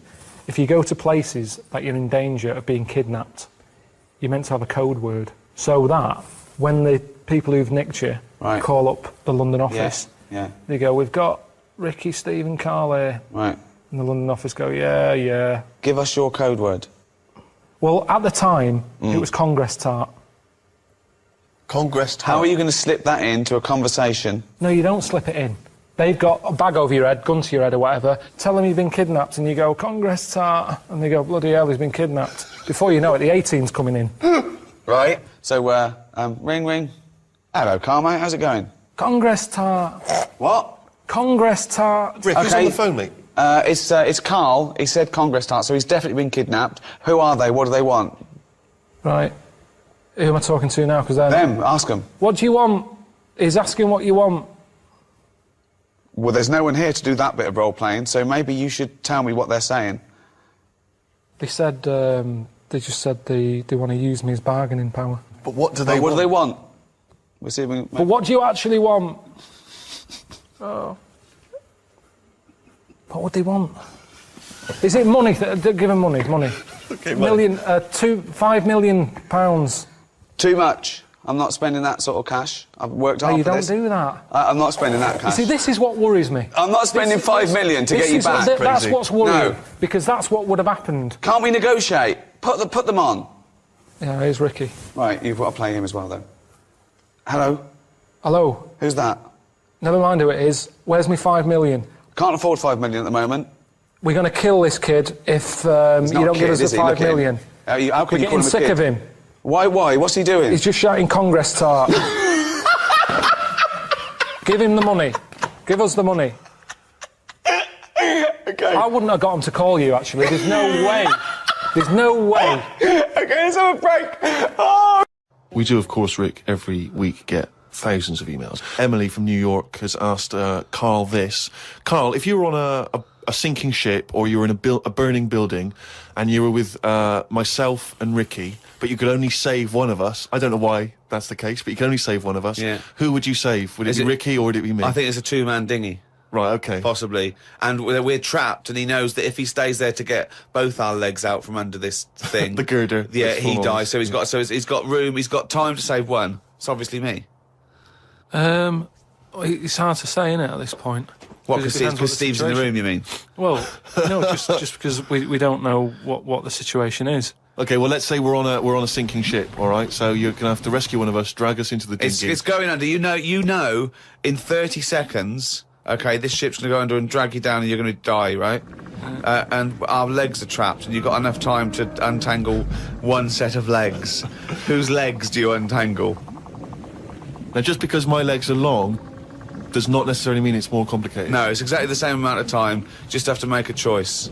A terrible choice that Steve would not, hate you for. Well, no, listen. He won't be around for long. He's going to drown in 30 seconds. Forget him. Bear in mind this, Karl. You are going to be stuck in a dinghy with Ricky Gervais, and who knows how long that's going to take. Think of all the head squeezing that's going to be going on, the comments, the wind-up. And do you honestly think that he's going to, if there's any provisions, that he's going to split them evenly with you?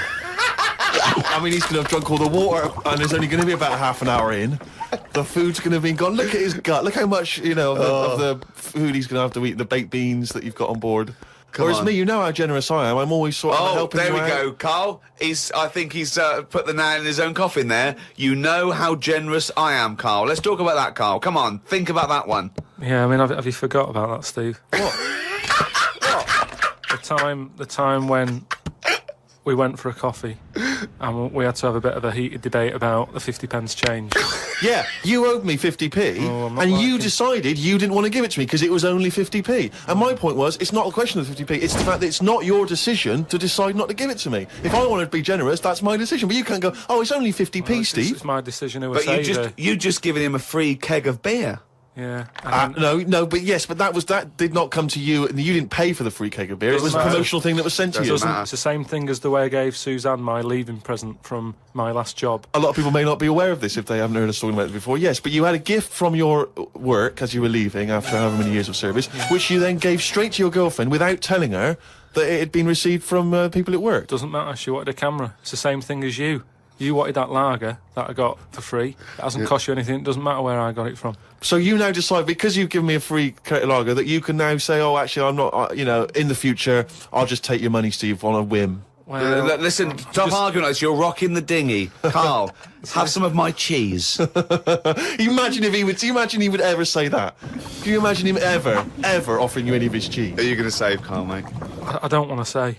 Well, think about it, and I might do a sort of a for and against or something, and then sort of so the conclusion is okay. All right. Oh. There's Carl there. Say hello. Alright. Yeah, that's Carl. He's stop that a minute, Carl. He's a producer on the XFM show. It's the advert there. What's this for? Well, let me explain. I've just realised that it's 2 days before the opening night, and I've got no one to introduce the support act, Johnny Camden. You know him. Yeah. So what I'm going to do is I'm going to record one on tape. I've left at the last minute, but a friend is going to help me out, aren't you, Carl? I'll do, yeah. Karl Pilkington there. Alright? What do you think of this? I've got a joke. I was going to say, I was going to do sort of like a spoof sort of charity thing, and then I was going to go, and he's all the way from Dublin. He's a handsome, strong man. Ladies, you'll want him to take you home and give you a hard, smooth, long asphalt drive. Is that right? I'd laugh. You would? Under what circumstances would you laugh? Because I just told it to you and you fucking didn't. Yeah, but it's different when there's, do you know what I mean? When you're with a load of people who are laughing, you sort of laugh with them. But yeah, it's funny. I'd do that. That'll work. Maybe I won't actually. It might come across as a bit racist. Well, Johnny's not black, is he? No. I mean the Irish race, the Irish nation, the Irish. Look what happened to Anne Robinson when she said the Welsh. Well, what happened? They all got annoyed, didn't they?